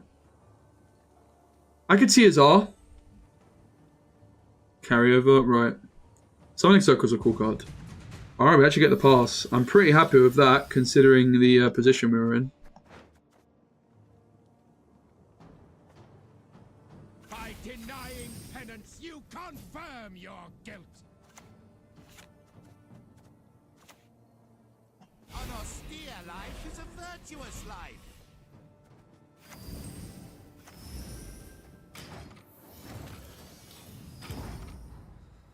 Well, Jacques absolutely, well and truly, undeniably, has earned his stripes in these past couple games. We've got so much juice for this round, everybody. We might be about to pop off. The big question is, do we keep the Lonely Champion? I don't think so, to be honest. Sorry, mate. Do we keep the Omega Scope? Maybe the bigger question is, do we keep the Damnation? It's like, what are we actually going to use the Damnation on? Probably a Fallen Knight. I think it's too heavy risk, not high enough reward. Someone mentioned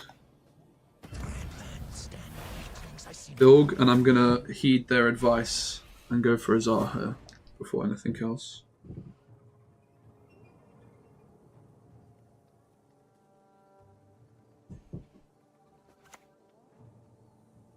Maxi baby, hurry down the chimney tonight.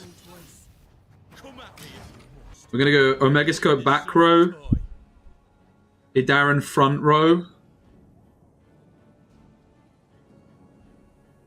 Igor back row. I think that's the plan, Stan. Bonus deck is interesting. I like it. Wallbridge. No!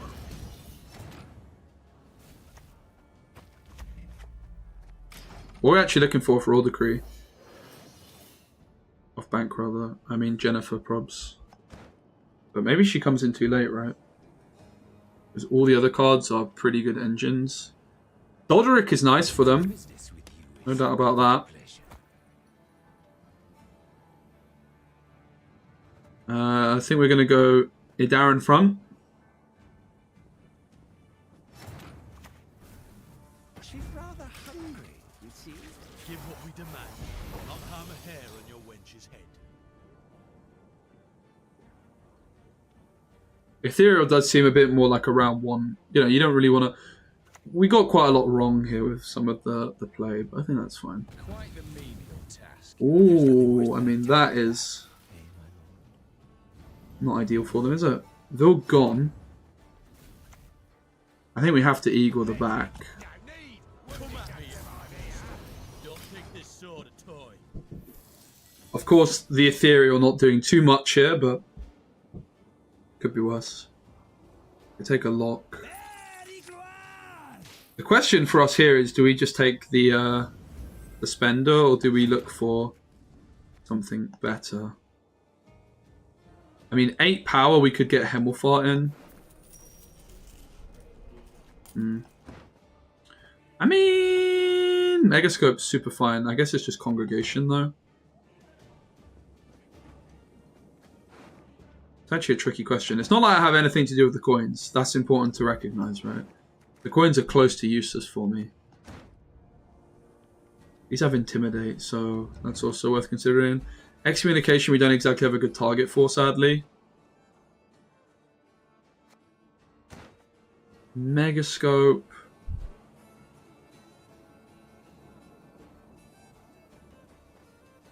Yeah, I'm going to take the Megascope, you know, grudgingly. I think it's just about worth it. I could be wrong.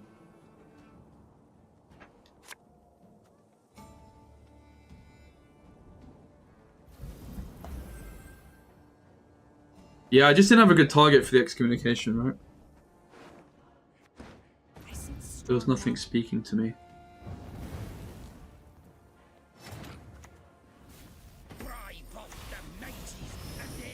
Oh, bummer. The Megascope sucked. Oh, damn it. I was thinking this click sucked. It was just ethereal. Looks like we got cooked, sadly. No spender. Fair play to our opponent. They cooked us. Not exactly the way you want to be finishing with all these fallen knights on the board, right? To be honest.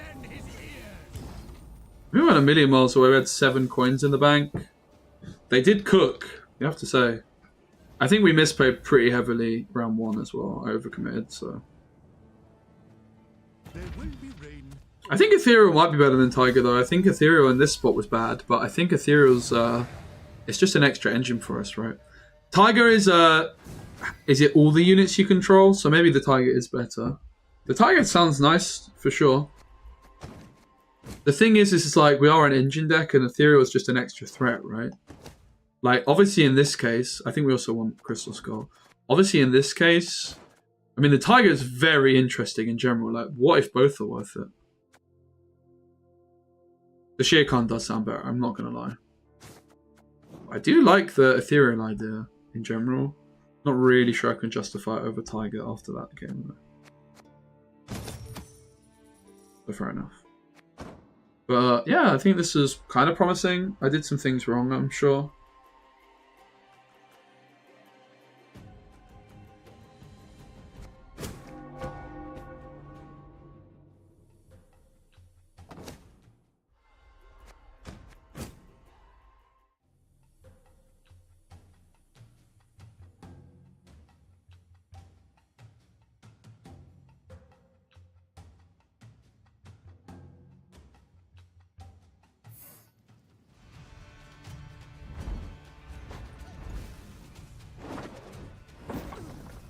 A shark out of water's still got its teeth.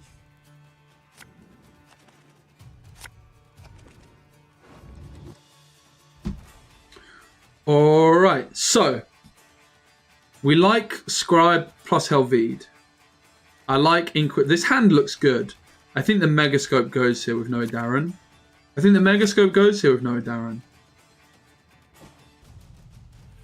Yeah, I think Diaz Array is not worth it, to be honest. I think it's a bait. Especially with Fallen Knight. It's also like my concern about Shere Khan, but you're going to find some value for it, right? It could play for 20, more likely it's just going to remove something. Just the hard removal is nice for us. So I think we just start off good and honest and wait. This is the lowest? Okay. So we won't go for that. It's kind of tempting though, but we'll just... No! Misclick. I blame the laptop, but really it's me to blame. I was not trying to play this guy, I was trying to play this guy. That's very, very sad. But look, would I rather have a Shere Khan in hand or would I rather have a Ethereal right now? Don't answer that. Are they slamming a location? Are they hyper thinning? This is going to be the Salamander thing, right? I guess we might just pass on 3 anyway, to be honest. So if we're going to pass on 3, we just play for max profit maybe? Do we even want to play a Scribe here? I don't know. I'm not quite committing to this line of passing on 3 just yet, but that is quite a spooky... Oh my days. My opponent's cooking, guys. I think passing on 3 might be a huge mistake, so let's not do that.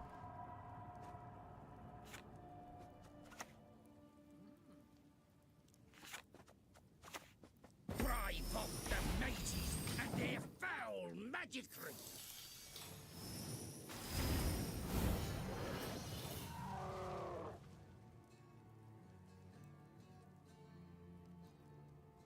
Quite an impressive board they've amassed here from our opponent.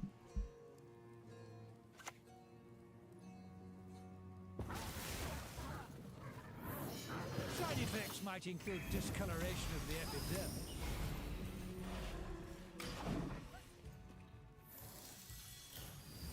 They only gained us 1 coin, unfortunately.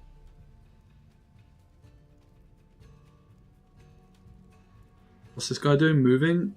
Poison and ally unit and boosted by 2. My goodness, my opponent is absolutely cooking. Very cool.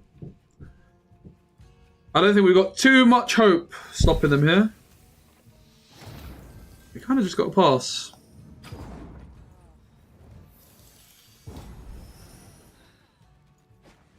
We ain't got a chance, mate. Am I getting absolutely well and truly salamandered? I might just be, everybody. I certainly might just be. Shere Khan. I'm unconvinced by old Shere Khan, mate. I don't even know if I want to hold him in my hand. I'm not going to lie to you guys. Would I have kept Ethereal in hand? I don't know that I would have. But there's that.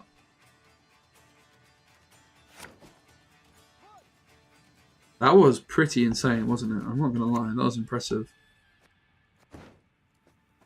These marvels, they dazzle. I had a feeling that might be on its way. Yennefer obviously just doesn't do much into that, which is a concern. But maybe we bait some removal.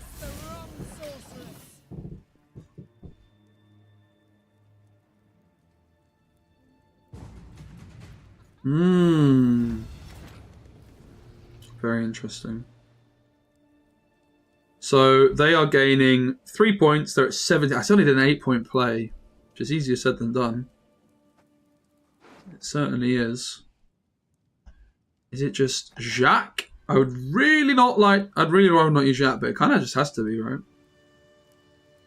Kind of just has to be. The Disciple plays for 5 plus 2, just 7. There's a tie, so I could lead a charge.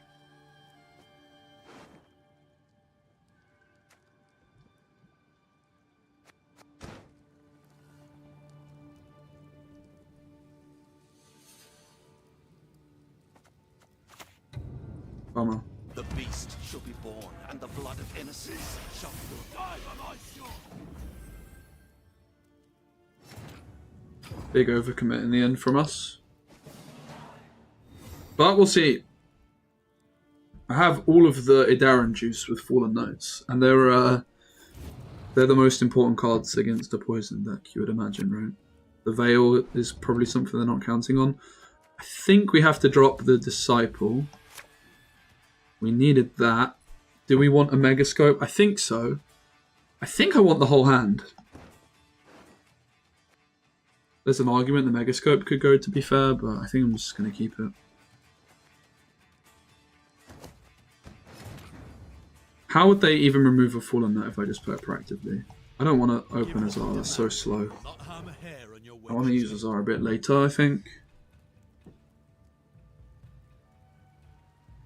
I reckon we might get away with it. And we do.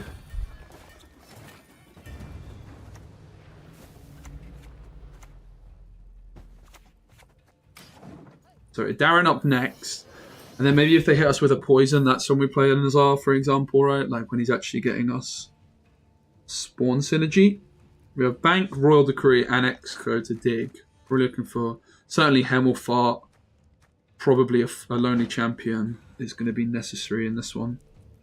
I feel quite good about it. This is kind of what we're looking to do. We're kind of looking to... That's why I'm not that convinced by Shere Khan. He doesn't win me round 1. I think what the Ethereal does is it gives us a real chance of winning round 1. This is infusing.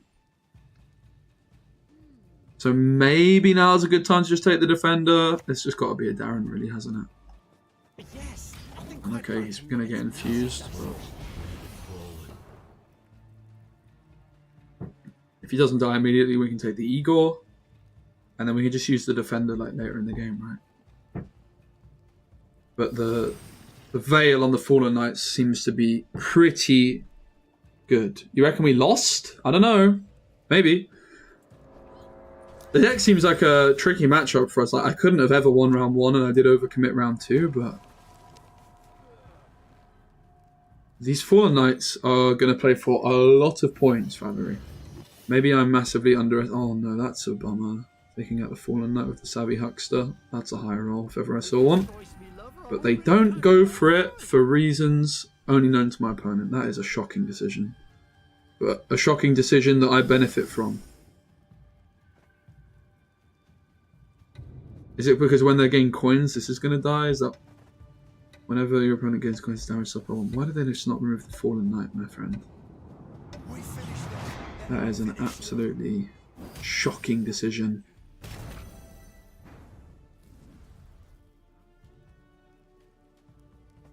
Has to be a defender now. Comes through a relatively okay time for us. It's going to be Igor next.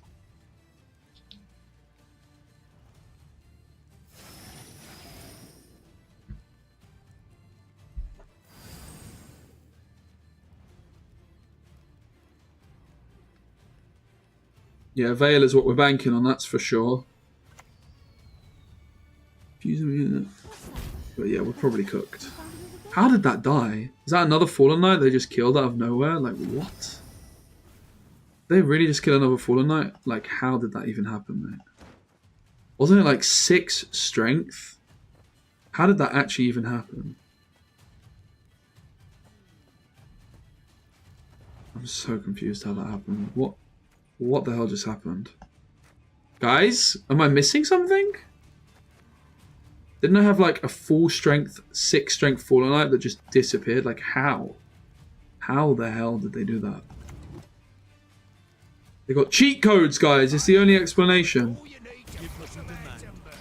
I'm of course being facetious, but how did that actually happen, chat? Scenario? Okay. Fair. That would explain it. It certainly would explain it.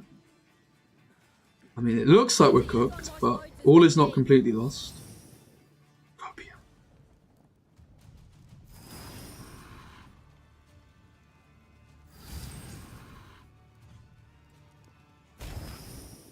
I don't want a damnation of flipping Fallen Knight, I'm not gonna lie.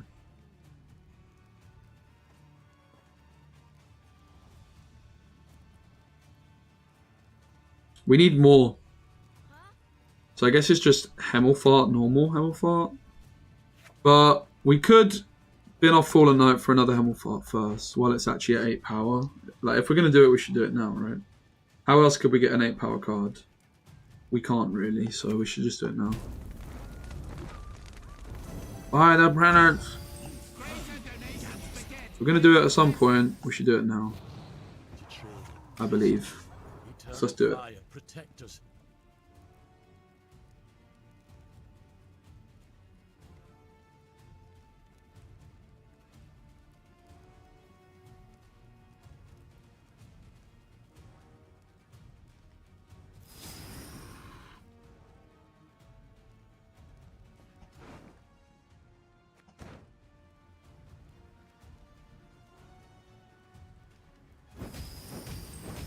Stop touching my stuff, mate.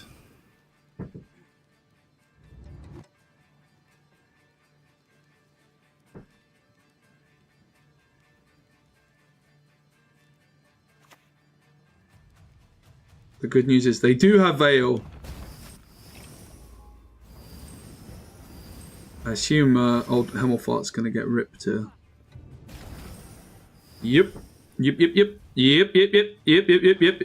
I mean, just another Fallen Knight next. Seems reasonable. Let's see what we have up top.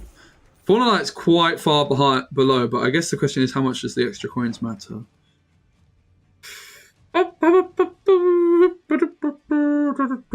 Actually, I guess like the Megascope is kind of just better anyway, right? Super fine to just take Megascope because it's on top. It is just another Fallen Knight after all. That'll do. We want to play the thingamajig and bobber as late as possible. So in theory, our best play is excommunication into the Fallen Knight, and then roll the Kree into the Hemmelfart. You shall confess And then all in due course. no! They purified my thingamajigger. What the hell? That's just rude.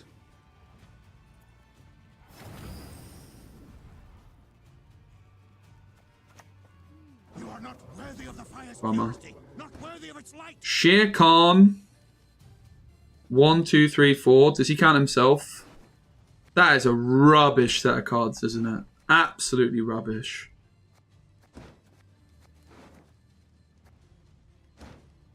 Where's my ethereal? Does he include himself? He does. I think he works like Axie, right? So he won't. He does? Are you sure? Because that seems like a reasonable removal thing, right?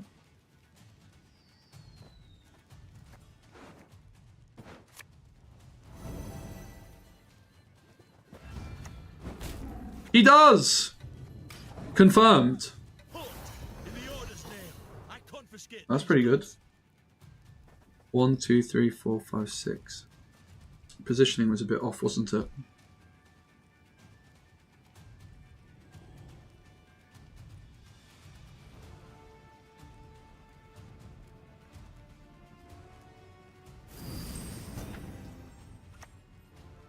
Purify, unfortunately, not in shambles. Because of the poison.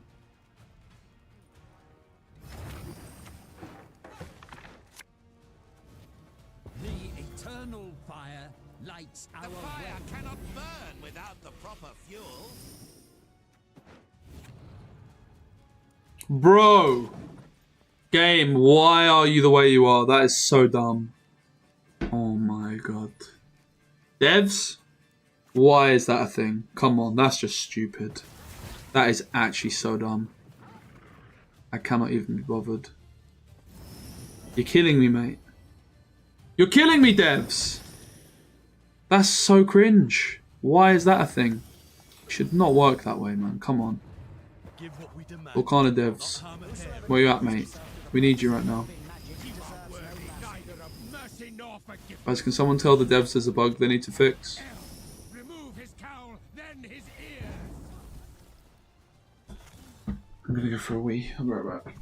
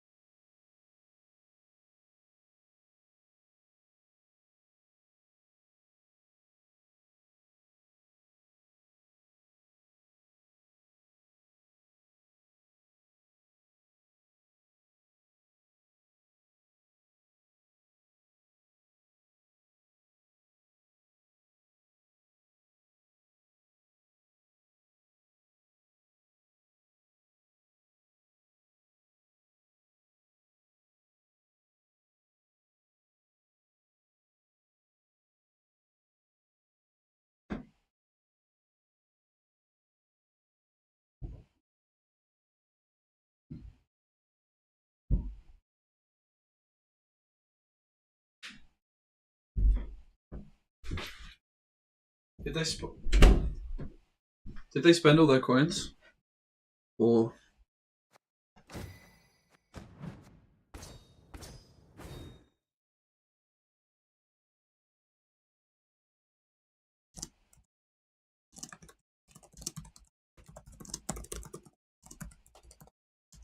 alright, we're gonna switch over to Defiance, which is a new free-to-play.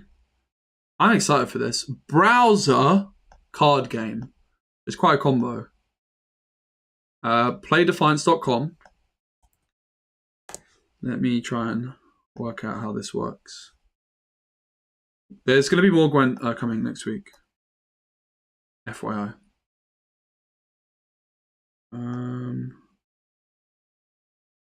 Oh yeah. So I want to F11 it. How does that look? Weird. Laptop. I don't know why it shows up like that, but here we go. Boop, boop, boop. So this is Defiance, everybody. Welcome to Defiance. This is a new free-to-play browser card game. Like I say, that is a combination of things. This is a sponsored segment, but I'm really excited to play this game. I played a little bit already and enjoyed it quite a bit. It's playdefiance.com. You guys want to check it out? They have weekly tournaments. I think it's weekly. Maybe it's not weekly, but they have in-game tournaments anyway. Which there was someone on at the weekend. I was supposed to play in it, but I was not doing too well on Saturday, so I had to pull out. But I'm here instead. But you can see like there's a Discord tournament, it seems. There's like a tournament that's going on right now. So it looks like there is daily tournaments. I'm going to go into gameplay. I built a deck. I'm going to see how I get on. I haven't really played any ranked yet. I played one game of ranked. But it's a new game. They've got artists. A lot of people in my comments were like, it looks like AIR. It's not AIR. They have hired a team of artists to work on this game. I think the fact it's got in-game tournaments is something that's going to appeal to a lot of you. And I also believe that there's, like, in terms of microtransactions, it's only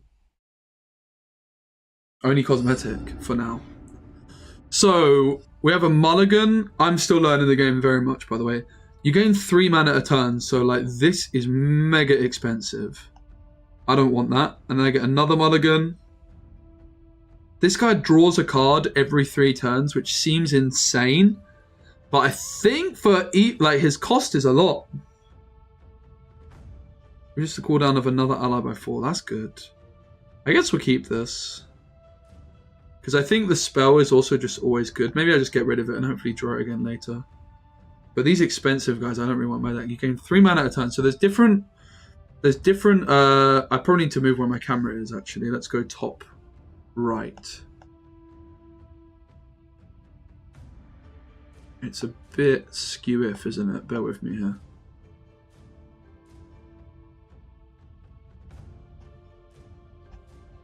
I need to hurry up. Is that... You can hear game sound okay, hopefully. I have 3 mana to spend on my first turn. What I could do is I could play nothing, bank my next mana to get the card draw guy. I think that's what I do. If I don't play anything, I can bank my mana. So I'm going to pass turn 1. They play a desert baddie. So basically I have 2 points. It's like Gwent. More points wins. But there's 4 different zones. One zone here you can play 2 cards. One zone here you can play 2 cards. And here you can play, I think, 4. And here you can play 4 as well. So you've got brawlers, which are like melee row. And you've got ranged, which is, you guessed it, like ranged. And I have 6 mana. I want to play the draw a card guy. He's only got 1 power. I'm going to put him in the front middle. And I can also play 2. Move a foe. So I'm going to play this guy here. I'm going to move their guy over here, because why not? I don't know. It doesn't really achieve that much. And I can click this to draw a card. So I basically got a starter deck. But, okay, the way the point system works, you see how I've got more points than them, but I also gained 1 point here because I won this zone. So I got 1, it's called a tactical point. At the start of my turn, I'm ahead in this zone, so I gain 1 point. So they counted like my other point by playing this here. Now I've got 3 mana. I might just want to bank it, right, so I can play the 6 next turn, because he's drawing a card every turn. It's kind of card draw overkill, but I think we just do it. Like, I don't really care for any of this. This reduces the cooldown of another ally by 4. None of these are engines. So I think I just pass. I basically got a starter deck here, and I'm not convinced it's that good. I want to play more and see what the card progressions are like. And all that sort of thing, right? Why is the game so dark? Does this fix it? I wonder if it's something to do with my OBS. Did that fix it? Not my, like, because I'm on my laptop. Did that fix it? Like, I just adjusted the brightness of my laptop. It's possible. Did that fix it? Still the same? Okay. It might be something to do with my browser being on dark mode. I can see if I can fiddle with the settings here. I was thinking, like, it might be something to do with my brightness on my screen. I have 6 mana. This is also an engine. Catch this. I can give my guy a shield. So let's go for that. Right. Where would browser dark mode be?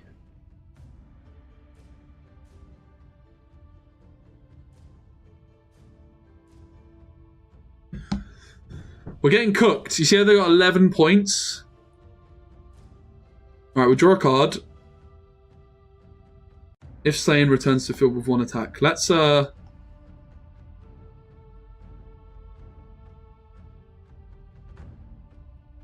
that over there. And then I think I have a card which, like, slays each turn. Oh no. It's this guy that I'm thinking of. So I can slay this, the tormented one, to play this guy. And let's get the big 5 stats over to the right. Okay, its ability only works once, so it didn't do too much. They actually didn't play anything that turn. We want to try and get ahead to the right. I can play 2 2s. I'm going to keep shielding up stuff. That seems pretty useful. Do I have any other engines? I can play 2 2s, but are there actually any engines? I have too much card draw, not enough to do with it, right? Shield another ally, cooldown 2. I could, but it's kind of inefficient. I'd probably rather just play 2 2s.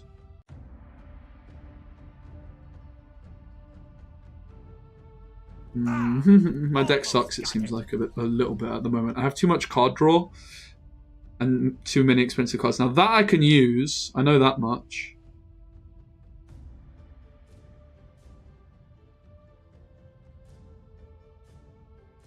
Let's play this here because it gets us ahead to the left. And I can use that because it's a spell. It's like this extra 3 mana. Kind of like a Rune Terror spell mana. Bear in mind, I basically have a starter deck, right? I think we are up against AI in this one, yeah. So we have another card which is Sacrificing. If slain, returns to field with 3 attack. The problem is they're ahead to the left. We need to try and get ahead to the left. So I'm going to sadly, like, sacrifice. Can I not sacrifice one of my cards like that? Okay, so we're going to sacrifice one of them just with the big man. Let's sacrifice the guy who lost its ability. Unfortunately, we can't play it there immediately, which feels a bit bad.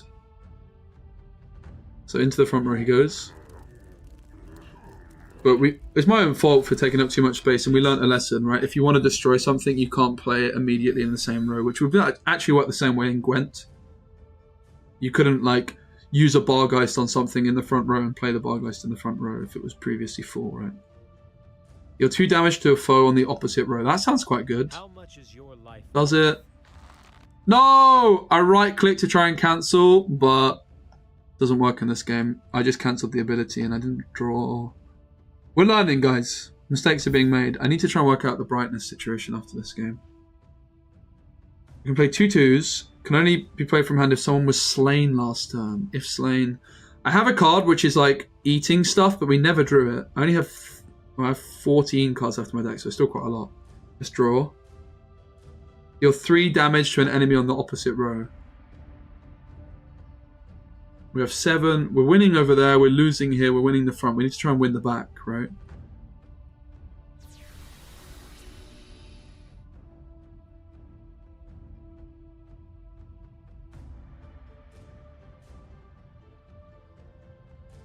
Can I actually play this guy? He's a brawler though. We need back row stuff. He's front row only. Deal 3 damage to a foe on the opposite row. Let's do that. I think the flying things can't be targeted. Bam. So you can see they're at 30 points. We're at 34. Destroy the single strongest ally on this and opposite rows. And foe. Destroy the single strongest ally and foe on this and opposite rows. That's really good. We play it back row. Bam! We get the 6. We're at 36 points total. We're at 27, 29. Nice, we got there. So they had 16 points on their side of the board, but only 13 tactical points. We won 35-29. It is pretty interesting. I'm sure you guys can agree. I need to work out why it's so dark. Why is it so dark, guys? We need some troubleshooting here. Because on my side, it looks like it should be fine. I'm just window capturing it. I don't understand why it would be dark. Maybe there's in-game settings I can adjust. Background theme, sound effects, graphics, high quality assets, sure, but let me message someone from...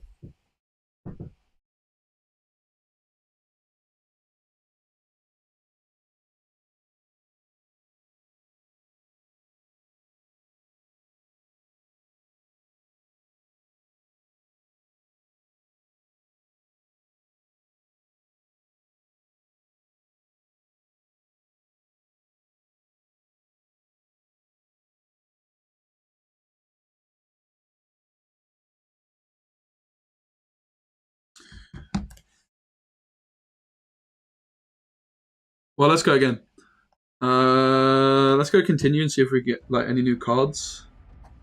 Doesn't help that I've got this issue when I'm on one. But we got a daily win, which we got some rewards for. Gold and honor.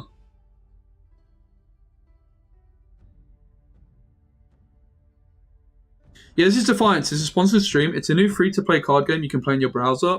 !Defiance. I've been really excited to play it again, actually. I played it for a video a few days ago, and I liked it a lot. So I'm playing the Infernal. You can have 30 cards in the deck. But basically, when I built it, I was like, well, I want the expensive cards. I don't want the cheap cards. I've changed my mind. The cheap cards are actually what I want. So I'm putting all the cheap cards back. This is too expensive. This was actually okay, but I think the 5s are also too expensive. I just want to get rid of all of the expensive cards. The theme for my deck is more like go wide, I think. So I guess the question is how do I craft cards? It might be marketplace, which I don't have access to yet. Sort by cost. Because I don't want it sort by owned. Owned, click off. No, how do I buy cards? That's basically my next question. Maybe not in the deck builder, maybe here. Sort by. So I want the faction. I'm playing the Infernal.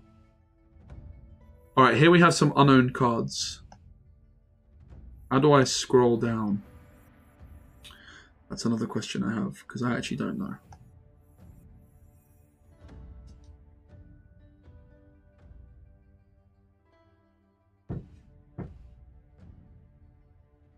Seems there's a way to pop the game in a separate window. Would that be a good idea?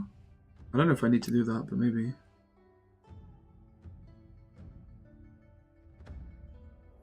Yeah, I don't even know how you scroll down, actually, interestingly. But if I wanted to, like, so let's search by... So there's Hero. Heroes are, like, really good cards. In the browser, open in-app option. I'm not going to mess with that right now. How do I do that? I've not seen that one before. So hero cards are like the more rare cards, and we have one of them in our deck. It actually costs action points, which are like the spells as well. Can only be played from hand if someone was saying last turn. We did get that down, I think. But these are the heroes that are in my faction. Counts as 2 sacrifices. So the heroes, I think, are like the rarest kind. like the most expensive to include in your deck. Spells seem quite inherently powerful. We only have this one. And there's rarity. So basic, epic, legendary, rare. Conjure up to 2 attack elemental in each of your flanks. Sacrifice a unit or hero to destroy any unit. That sounds good. Let's see what that's legendary. So if I wanted to buy that, I'm not sure exactly how you go about doing it. But we'll work it out. We'll certainly work it out. I assume it's unlocked at level 4 in the market. I assume that's where you would go to do it. Let's play another game. We've improved our deck, I think. And I will see if I can sort the darkness out.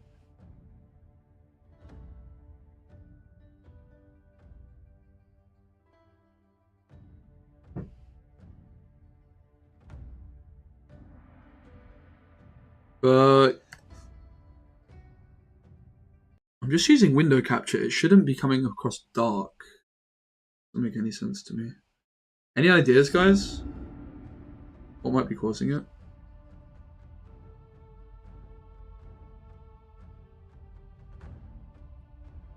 Because on my browser it's fine. It's only on OBS. I think I get rid of the 3 cost guys. I like the 2 cost guys more. I like all the cheap guys. Oh yeah, this is a hand. I think the cheap cards are the OP cards. So they play a 1 cost to the right, or a 1 power. Reduce the cooldown. Destroy an ally to gain its attack. This is the card I was talking about. I like this card a lot. Requires to sacrifice 1 ally to deploy. If slain, returns with 2 attack. Let's put this over to the right because it's going to block their tactical point the next turn. I can also play this. I guess I just go for it, right, actually. We sacrifice this guy to immediately play this. And we've got 6 points to the right. They ain't catching us.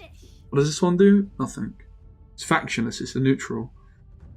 Shield another ally.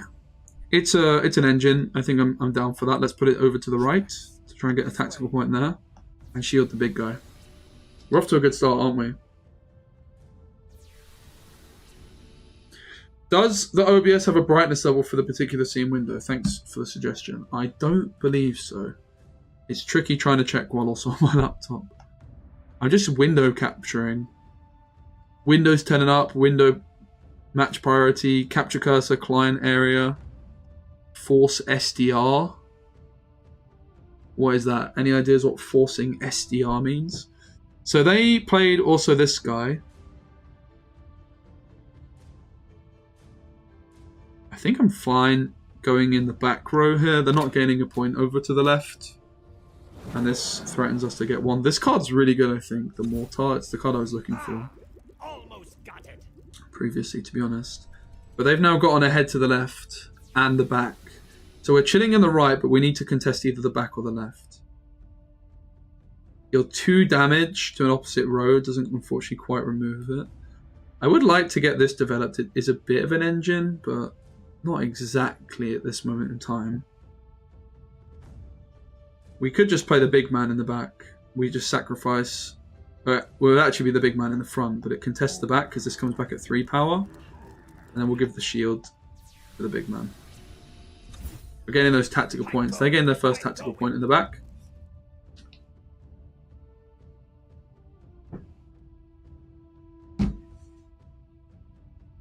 On deploy, deal 2 damage to a foe on the opposite row. Deal 1 damage to all other units and heroes. We can play 2 cards here. Let's get the Motar through. I think to the left is actually nice. And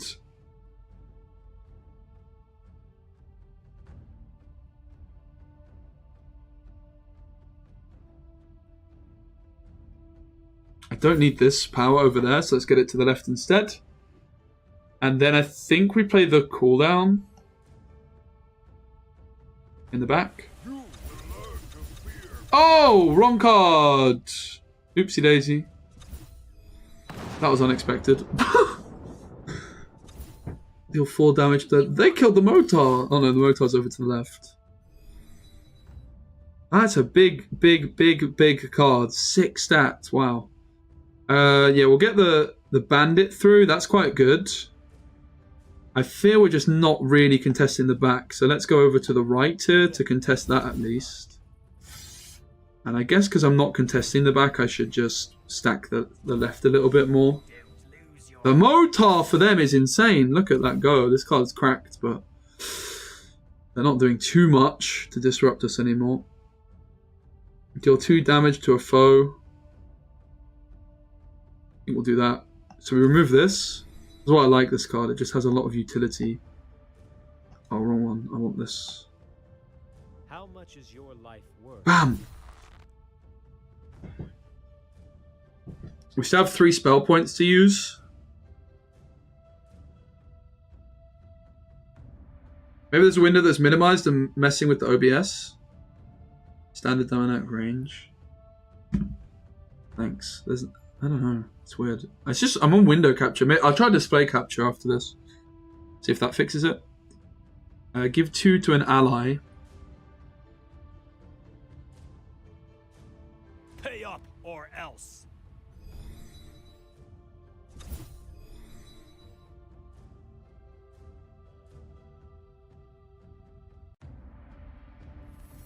Rise and serve. Ah, I think almost got this is only spell mana, but maybe you can use it on characters. Their Motar is just insane.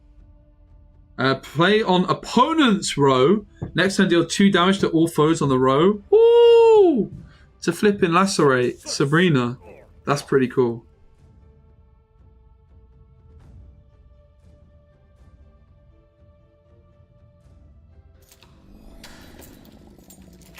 So that used a spell mana, that card. Because it was a spell, not a character.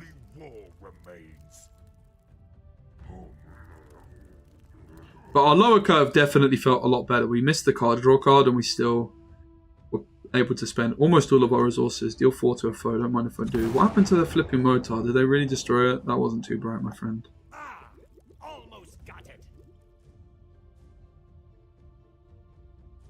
Right, GG. That was a pretty smooth operation. Let me try display capture. Thanks very much for the suggestion. But I like the game. The gameplay is pretty interesting. We improved the deck a lot from game to game now.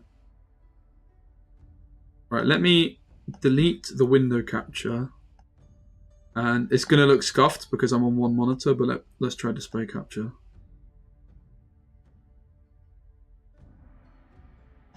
Oh my god, what is going on there? Transform fit to screen.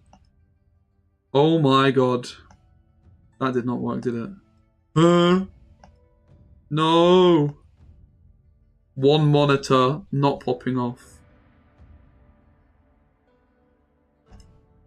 Transform. Fit to screen. There we go. Does that still look dark?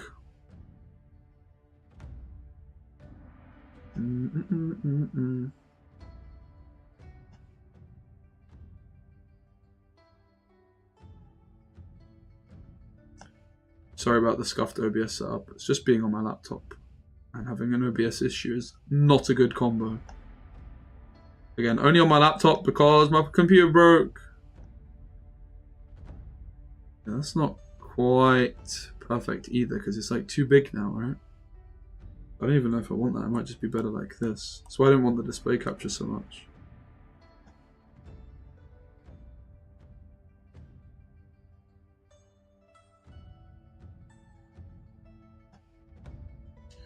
Does that look better? Is it still dark? Still dark? What? That makes no sense. Is it still dark on OBS as well? Gwent wasn't dark, was it? Completely unchanged. That is so strange. I deleted the window capture. Gwent wasn't. It literally makes no sense to me. Right, let me just try and remove everything that could possibly be. Nothing on there. Nothing on there. Nothing on there. There's literally nothing. Very odd. Very, very sad. So I go to...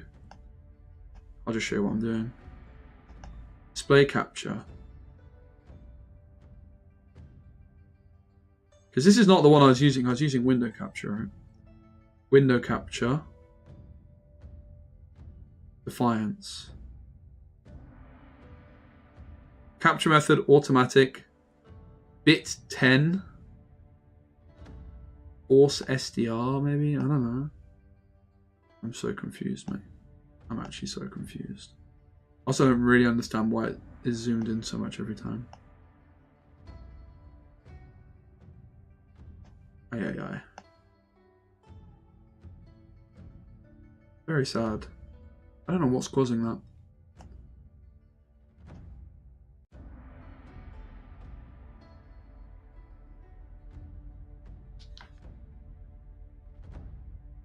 Is like when you're seeing, is OBS also dark, by the way? Because if OBS also looks dark, it's like SDR worked. SDR worked. Oh, Pog.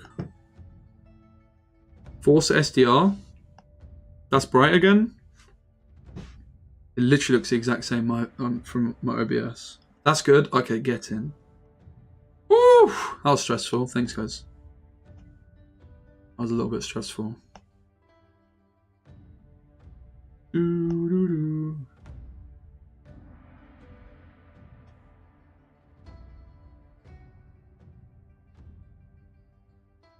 All right. We're still only level 2. That's kind of a little bit too easy for me. Can I? Oh, keys. We got rewards. We got a key fragment. I don't know what we spend those on, but we'll work it out. I'm excited to get some new cards. Key fragments. Play any hero. Finish a game with 0 cards in hand. I think we just pulled that one off. Nice. Play first match. Ooh, 4 cost. Conjure a 1 attack unit. That doesn't sound bad, but 4 cost I think is a bit of a no-no for me. But it's cool that you can just unlock new cards from the rewards as well. And then reach level 2 to honor. Haven't worked out what you use all the in-game resources on yet. Obviously, I would imagine cards. There's a leaderboard. Take a little peek.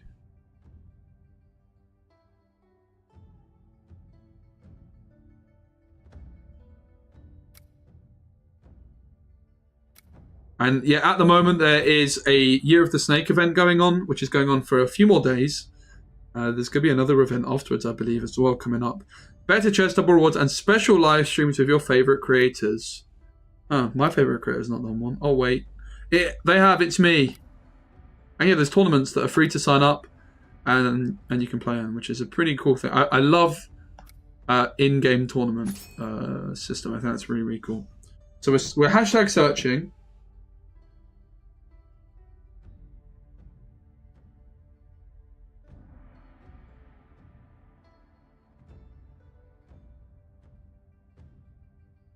But I have a feeling we might get paired with AR. But if any of you guys want to try and beat me, just queue up on Defiance right now. I'll teach you a lesson or two. I think we're just a little bit low level for now. So, we've got the Tormented one. Probably the 1 costs go. I mean, just keep all the 2s. That would be my intuition. I guess, to be fair, we have 3 mana to begin with. So maybe keeping a 2 was good. We do love the Motar, so let's just get the Motar going. Motar, I think, has to be played to the left or right, because you only have 2 slots here, and it's just a big stat card, right? No!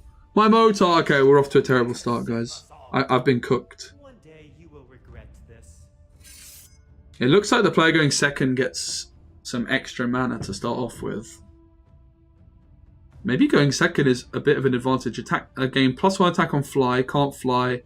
On deploy, deal 3. That is a spooky little start. Move a foe. So the Elite Demolisher has a nice cooldown effect. We can move this guy. See ya. And we'll just make them stack the front, right? It's good for clogging the lanes a bit as well. Destroy a foe with up to 1 attack. Well, let's do that as well, shall we? Let's put it over here, but destroy that. So we covered 2 areas. We've made them stack the front with our cooldown. No! Stop! Okay, it seems like my opponents are getting better. But they are burning through a lot of resources here. They only have 2 cards in hand. I have 4. On deploy, gain +1 attack for each card in your discard. That's going to be good later. Reduce cooldown. Can only be played from hand if someone was slain last turn or someone was slain. We could go front row. I think we just go... Front row does get ahead and it contests in a big way. But I feel like the left might just lock down that location for the foreseeable future. And look! The flying stats. We don't want to contest the middle.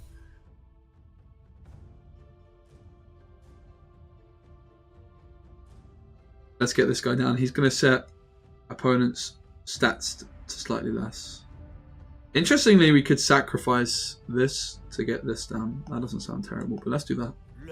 So now it's going to set the next 2 cards my opponent draws with 1 attack less. Revive an ally with up to 4 attack. That seems pretty strong, mate. Holy moly. I think you can also upgrade cards. Not sure exactly how that works. Deal 1 damage to all other units and heroes. I mean, it is not bad EV for us, but maybe we just take the Infernal Monstrosity first. So we're going to bin that guy off to play this guy. And then we're going to play deal 1 damage to all heroes. Do we just play it in the back, perhaps? I think so, because it gets us ahead to the left and it gets us ahead to the back. I haven't worked out exactly how flying actually works. Conjure a 1 attack unit, cooldown 2 turns. So we'd like to get rid of that if we can at all help it. If slain, returns with extra attack. Reduce cooldown. We don't have any cooldowns. I guess we just stack. Well, if we go to the right, it stops them getting a point. I guess we just go to the right. It stops them getting a point.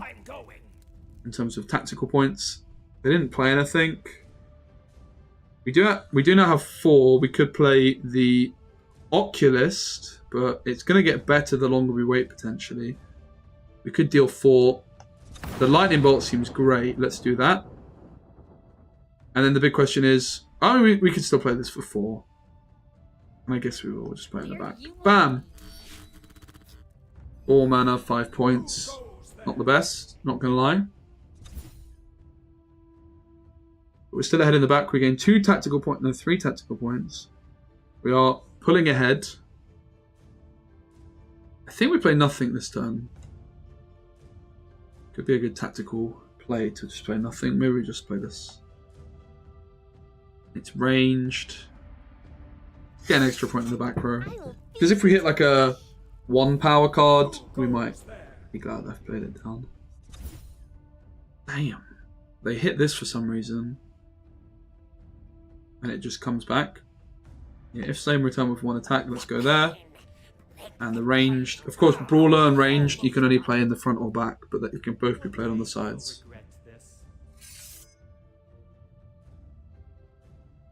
We're well ahead, and we get an engine to finish the job, which is obviously not the best time for an engine, but give it a little shield, and it was, in the end, pretty comfortable. It did start off a little bit spooky, though, I have to say.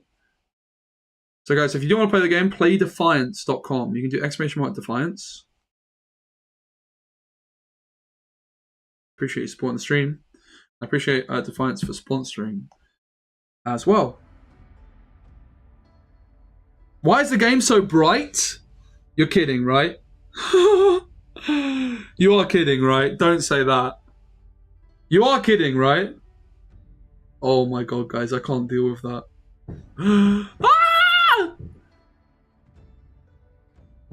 That's just mean. Golden honor. I'll try and get to level 4 so we can unlock the market. Come on, guys. Who wants some? I know one of you wants some. Queue up right now if you want some. I'll smoke you. You don't want this, mate. I really do this. So, good signs for the game is that there's a mulligan that's controlled. For me, it's a bit of a red flag when I play a game, and it's the kind of mulligan which is mulligan your whole hand at once. In-game tournaments, another plus. The fact that it actually tells you when you're playing against AI on the ladder is also another plus for me. It's a new game, so it makes sense that ladder's not very populated at this moment in time. Deal 3 damage. The 3 cost, I think I'm going to get rid of. Opposite row, if slain, return. Let's get rid of the Restless Sky. We don't really have much synergy for that right now. And let's get rid of the ifs. It's actually just 3 stats. That's just kind of good.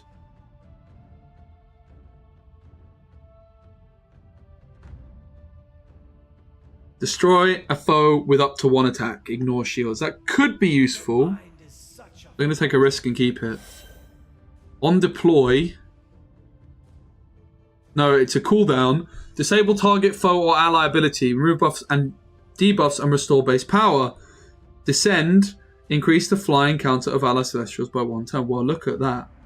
We've got the cannibal. Marrow the Wild. On deploy. Destroy a foe with up to 1 shield. Don't mind if I do. Or ignoring shield. Bam! Cannibal. Get wrecked. So play a Celestial, which is all other allies on this row gain plus 1 attack. But that's on deploy, so that's not very good from them. You can go for 2 2s. If slain, returns with 2 attack. Bam. I'm going. Requires to sacrifice 1 to deploy. Look at the synergy. So they didn't gain a tactical point because we're tying in the middle. They are now ahead to the right, so we don't get a tactical... Or we're tying to the right, so we don't get a tactical point there. And they bounced that back somehow. I missed that. Not sure if there's a match history at this moment in time. Let's see on the settings. Doesn't look like there's a match history. So it can be a little bit easy to miss things.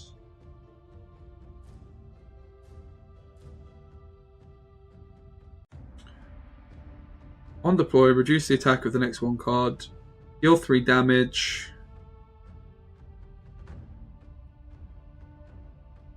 Well, this is our spell mana. We have 3 of that, so let's just use that. Deal 3 damage to a foe on the opposite row. I'm honestly just going to take that and hit this guy, and then we can polish him off later. I'll have to kill you. Reduce the attack of the next card in your opponent's deck. So the next card we draw is going to be -1 power. Well, it was 1 power, so it did nothing. Unlucky. Let's go over to the left and try and get ahead there and use the shield on the big guy. One day you will regret this. Gain 1 attack on fly. So they deny our point to the left. I haven't quite worked out the flying mechanic yet. I probably should just after this actually go and read through the other factions. And maybe just play a different deck as well. One of the other factions. That seems like a good move. Playing on opponent's row. That's going to be nice. Oh, but it's ranged. We can't play it on the front.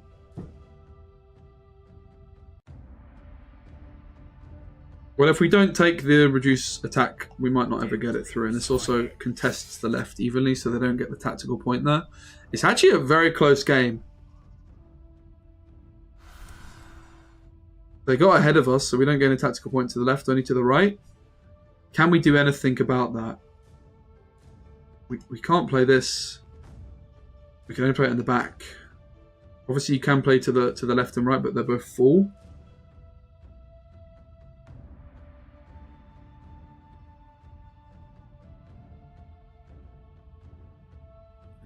Not looking too hot. I'm a bit anxious. This might be our first loss, everybody.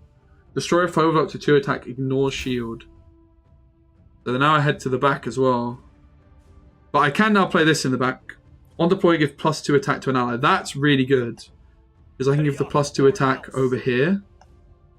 And suddenly, I'm ahead to the left.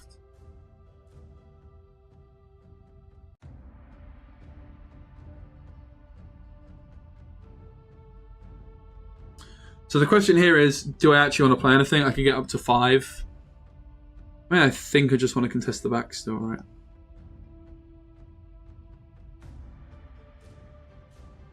This doesn't actually contest the back, though. Everything else I can only play in the front. So I think I'm playing nothing, weirdly. We've kind of locked ourselves out, right? We might be cooked. Oh, they're going to destroy something. Maybe they give us space. They do. Not really where we care for space, though. It's the one we're winning. It's our second to last turn. This can only go in the front, so it does very little for us here. We're going to play that in the back row, and we're going to play this here. Unfortunately, we've kind of row blocked ourselves, but we'll see if we draw maybe the 4 cost card, which could go in the back. That comes through, and that put in big work. That was a really, really nice play. Now we just care about raw stats to finish the game, right? Because obviously tactical points no longer really matter, apart from denying our opponent, but raw points do matter. So, can't be played from hand unless someone was saying last time. We can play that from hand, but it has to go there. Just 5 stats. Everything's front row locked. We can't, like, banish anything. So we're just going to play raw stats off to the right. Because obviously the raw stats still contribute towards the game. And we do manage to win, but I was worried. Sorry, chat. But I didn't respond to you for a minute. Yo, Raven, what's up? Guessing flying can only be hit by ranged. You can't overwrite, but there's cards in our deck which are... there's cards in our deck which destroy lots of stuff. Like I have lots of things which destroy. Yes, free-to-play browser. Let's look at the other decks and other factions to see if we can work out like what the flying mechanic does, for example, right? So there's Celestial, Inferior, Infernal, and then there's Factionless. So there's like 3 factions for now. Oh, this card's premium, basically. Look at that. It's a moving art. And the art in this game is done by artists. It's not AI art. Even my comments like, I'm sure this is AI art. This card is premium. Look at that. So I think this is like the snake art. It's like the season of the snake. So it might be something to do with that I got this. So let's start by just adding every card to the deck and then we just decide what to cut. This card is too expensive. Draw a card and 6. That's way too expensive. I think the expensive things is stuff I'm not that interested in. Can't fly. I still haven't quite worked out what fly does. Interestingly, you can also upgrade cards for honor and gold. Okay, we have to upgrade some cards then. Let's upgrade cards in the other deck. Just leave. Let's go back to the Infernal deck. These are the cards we're not playing because they're all expensive. But we can maybe upgrade some cards and see what that does. And if we can, sort by rarity. So this is common. So do we have any like rare cards, for example? No. Basic, which I assume is just like starter deck.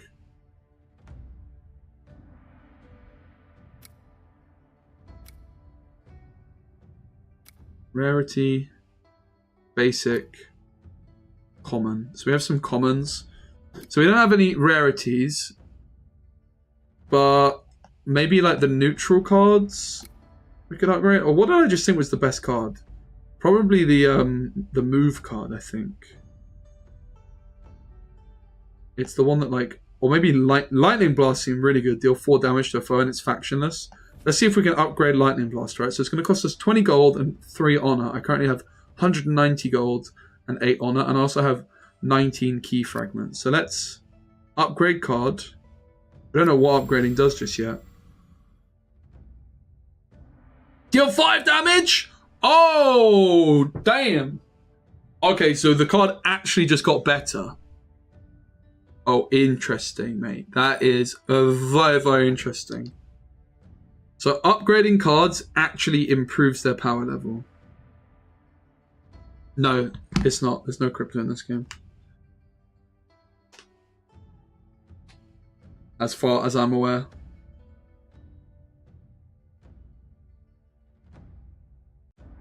My understanding is there was when the game was first being made. But there is no longer. That's my understanding. Like there was in the original plans for the game there was, but there is no longer. That is my understanding. I've certainly not encountered anything so far either. But yeah, I'm from speaking with the devs, my information is there is no Web3 of any sort. But in development there was at a time, but it is no longer there. Alright. So we can't upgrade this anymore because we don't have enough honor. Maybe like a good thing to do though is just keep upgrading the same card over and over, right? And like maximize the potential. That card seems really good anyway.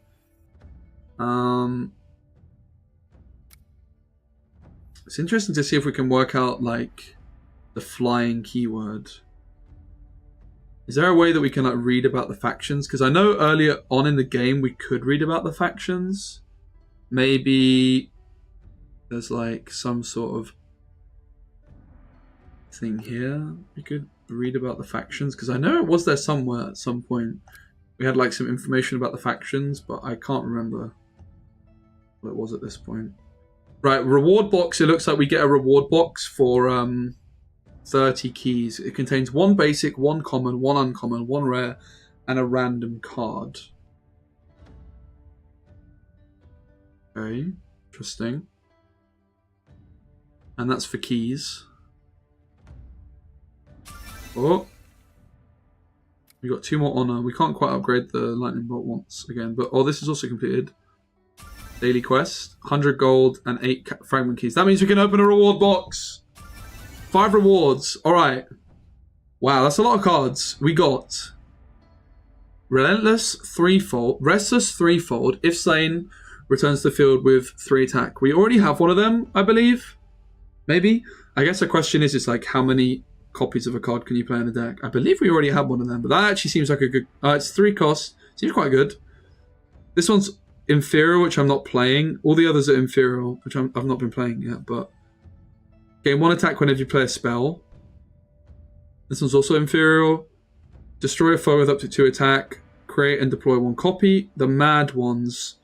Cool down 3 turns. Draw a card. Seems like there's this kind of card in most. But then we got an epic, which I think was like a 5% or 10%. 6 costs, which is the max cost. On attack, buff all other allies on the road game plus 3 attack. It's almost like a commander's horn with a body, right? Also, sorry Raven if I'm being bad at responding. Really good. I'm my PC died, so I'm laptop streaming plus phone for chat. I'm on that kind of vibe this evening. I'm not that... I mean, it's a good card. I kind of just want to keep playing the same deck I've been playing. But let's see if we can add that extra card in. We can. Do I have 2 copies of it in the deck now, or is it still just 1? It is 2, so it looks like you can put at least 2 copies of a card. I'm going to get rid of one of the expensive cards. We'll sort by cost. It's these expensive cards I don't like so much. The draw a card one's good. We'll get rid of the create a copy.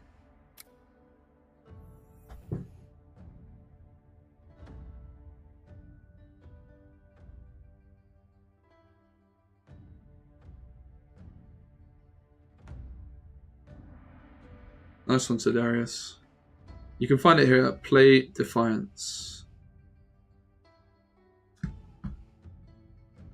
Alright. Come on, who's going to queue into me? I know one of you sat there waiting for me. I'm ready. I am ready for you, mate. You won't be able to touch me. I'm too good. I'm undefeated. Completely and utterly untouchable.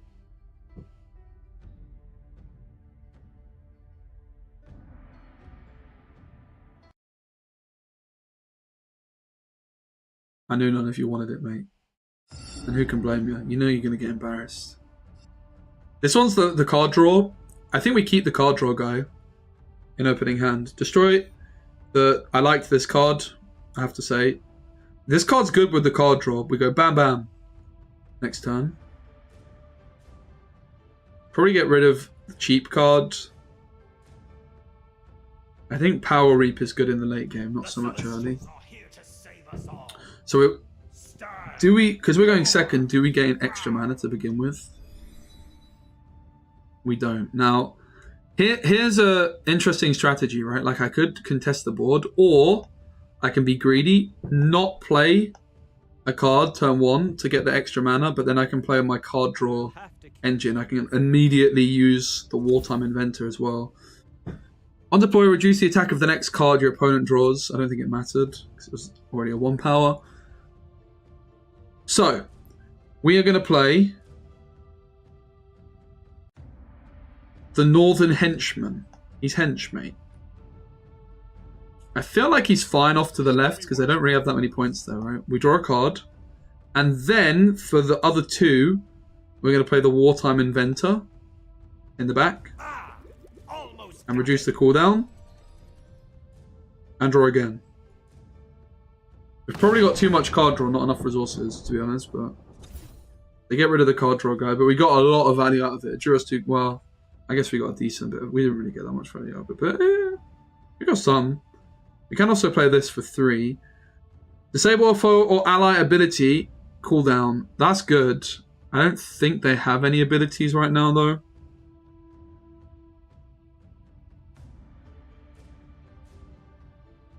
We can play this, because this is like the spell mana, which is banked. And then we still have 2 more. 3 more, I should say, even.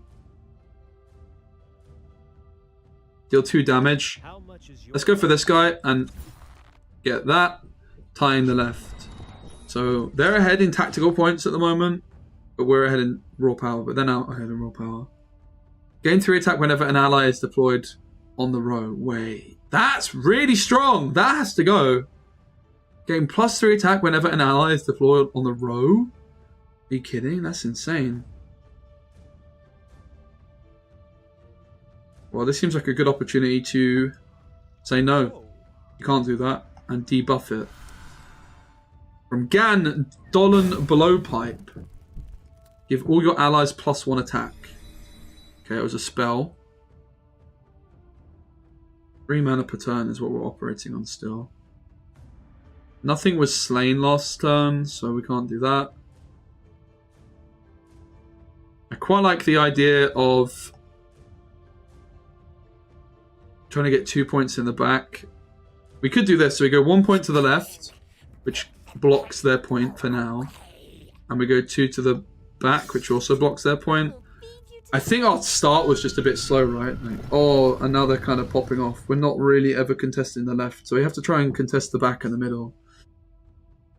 On deploy, destroy the single strongest ally and foe on this and opposite rows. I mean, this would be good if I had space. If I can find space, that's going to be nice.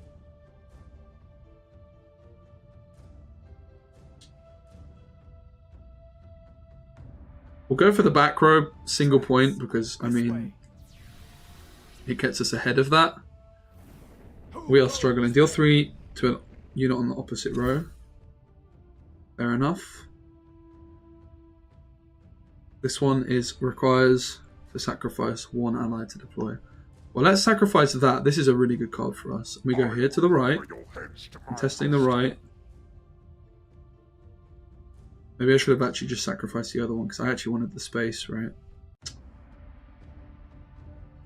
I can do it like this. So we play the big man. We will get rid of that. And we're going to go off to the right to get ahead. And now next turn we can play the Smouldering Hoofs. Banishing our 1 to get their 6. I'm liking that it's become more of a challenge this time.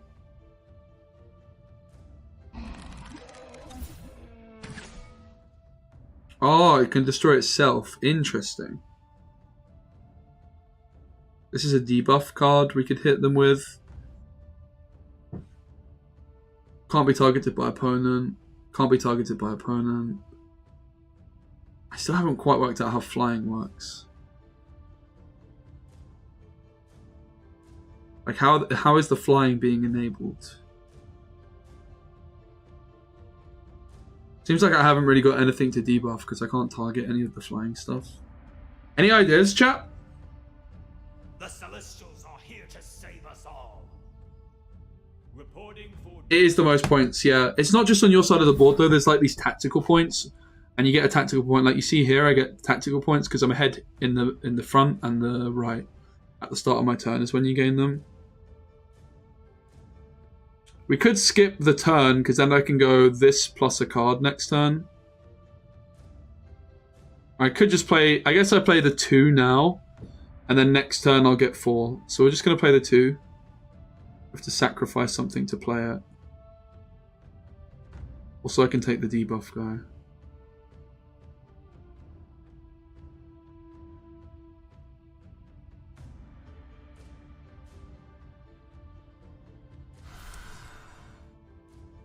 Sacrifice 1 ally.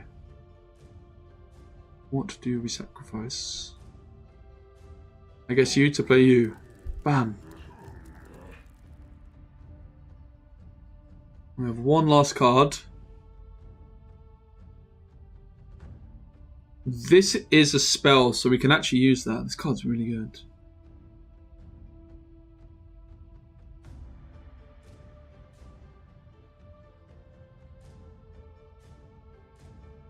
We're already winning in each lane, not the back. So let's just buff this in the back. And just play this in the back. We won! I think we tied, no? I think it was an exact tie, so I'm not... Oh no, we had 4. Maths is hard, man. Oh, maths is hard. There was an exact tie, guys. Oopsie. Turns out it was not an exact tie. I had 10 points more. My maths sucks. Some things never change, huh? 30 gold and 2 honor. So let's upgrade the lightning bolt again and see what happens.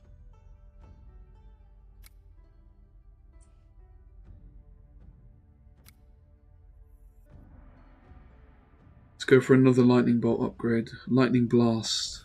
Upgrade card. So 60 gold. I have 300, but it's the honor which seems like the more precious commodity. I'm not sure how many times you can upgrade something. It looks like we might have maxed it out. Oh my days! The next one's going to deal 8 damage. Holy moly, Batman. That's double the normal. So if you go from like a base card to the max upgrade, it's twice as good. That's a lot better. Holy moly. Wow. So the upgrade option is burn copies. Interesting. So I can only upgrade it again if I have more copies. I don't know if they need to be level 3 copies. Not sure. Interesting. Very, very interesting.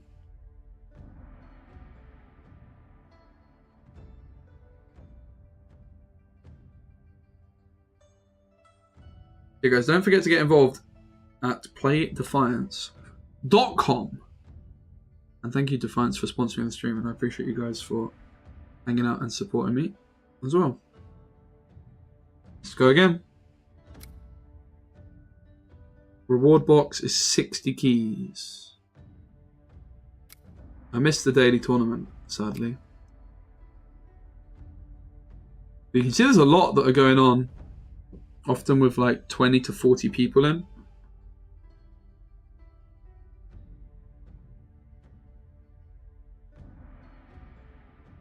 We've got time for more.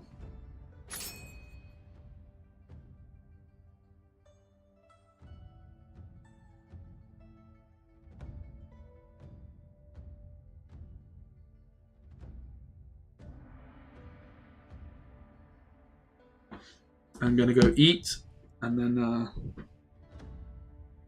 I've got lots of editing to do. Alright, let's see if we can stay undefeated. I think next time I play, I'm going to try and get in a tournament and see what I can do. So, I think that's better in the late game. This card I like a lot. I don't really like the cooldown thing. Honestly, the cooldown's actually alright. It's just a bit niche compared to the rest. And let's get rid of the guy that's like swarm, anti-swarm. We're kind of swarming ourselves. That's not a very good start for them. They play a card which deals damage. We're just going to go in and contest the left. And set the next 2 cards they draw to -2. There's the snake. Reduce the cooldown of another ally by 3. On deploy, decrease the fly counter of allied celestials by 1 turn. Haven't still quite worked out what the fly counters are. But that does not fly itself. We could deal 2 damage to it. Like, we want to stop them getting the victory point. The thing I don't like is that I've filled my row, and we're only level, but it might work. Return a unit from your opponent's hand to... Okay, that was not a very good play either. Giving us this back. I'm quite happy with. Stuff is flying now. This is flying. I guess this isn't flying because it's factionless. It's something to do with celestial cards like flying on certain turns.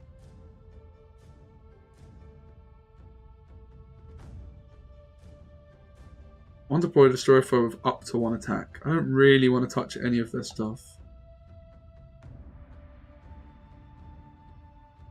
I'm just going to go over here and get a victory point off to the right.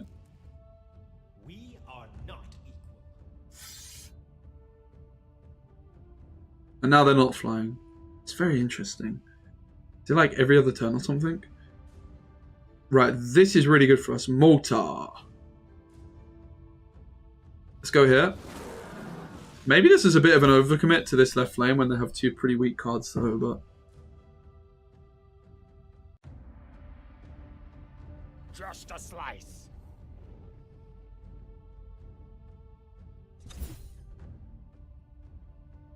Mortar! Mortar's my favourite card, I'd say. See if we can draw our lightning bolt that we upgraded a bunch. If same returns to the attack, that's really good. Go back row.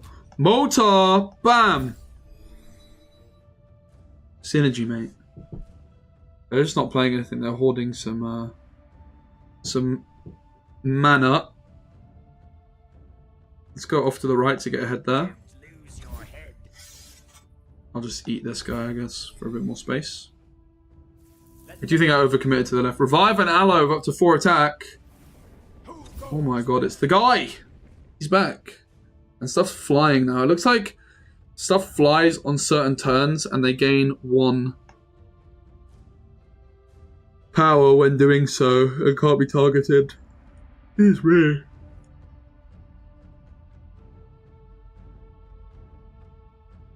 Excuse me.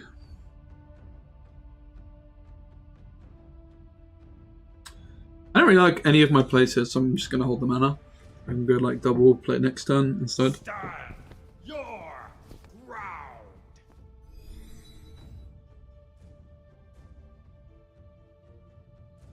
This is the big man.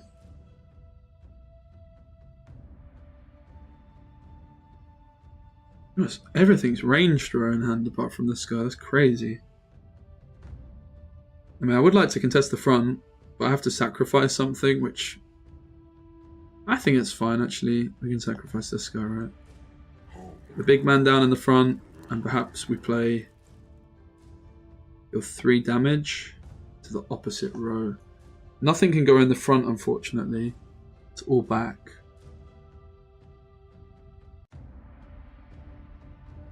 Deal 2 damage.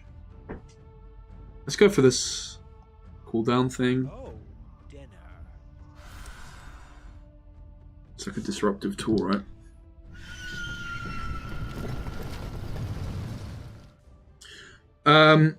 They lose power when they're not flying, so what's the point if they're not flying on the last round?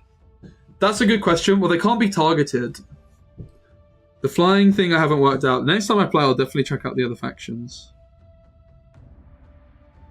I like my, the vibe of mine, to say. I don't really want to, eat that, even though it's more points total. We may as well wait. Having said that,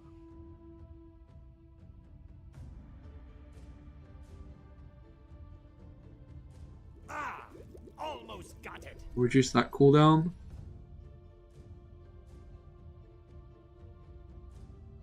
I think it's the factionless thing that is, my gut feeling is that won't fly anymore.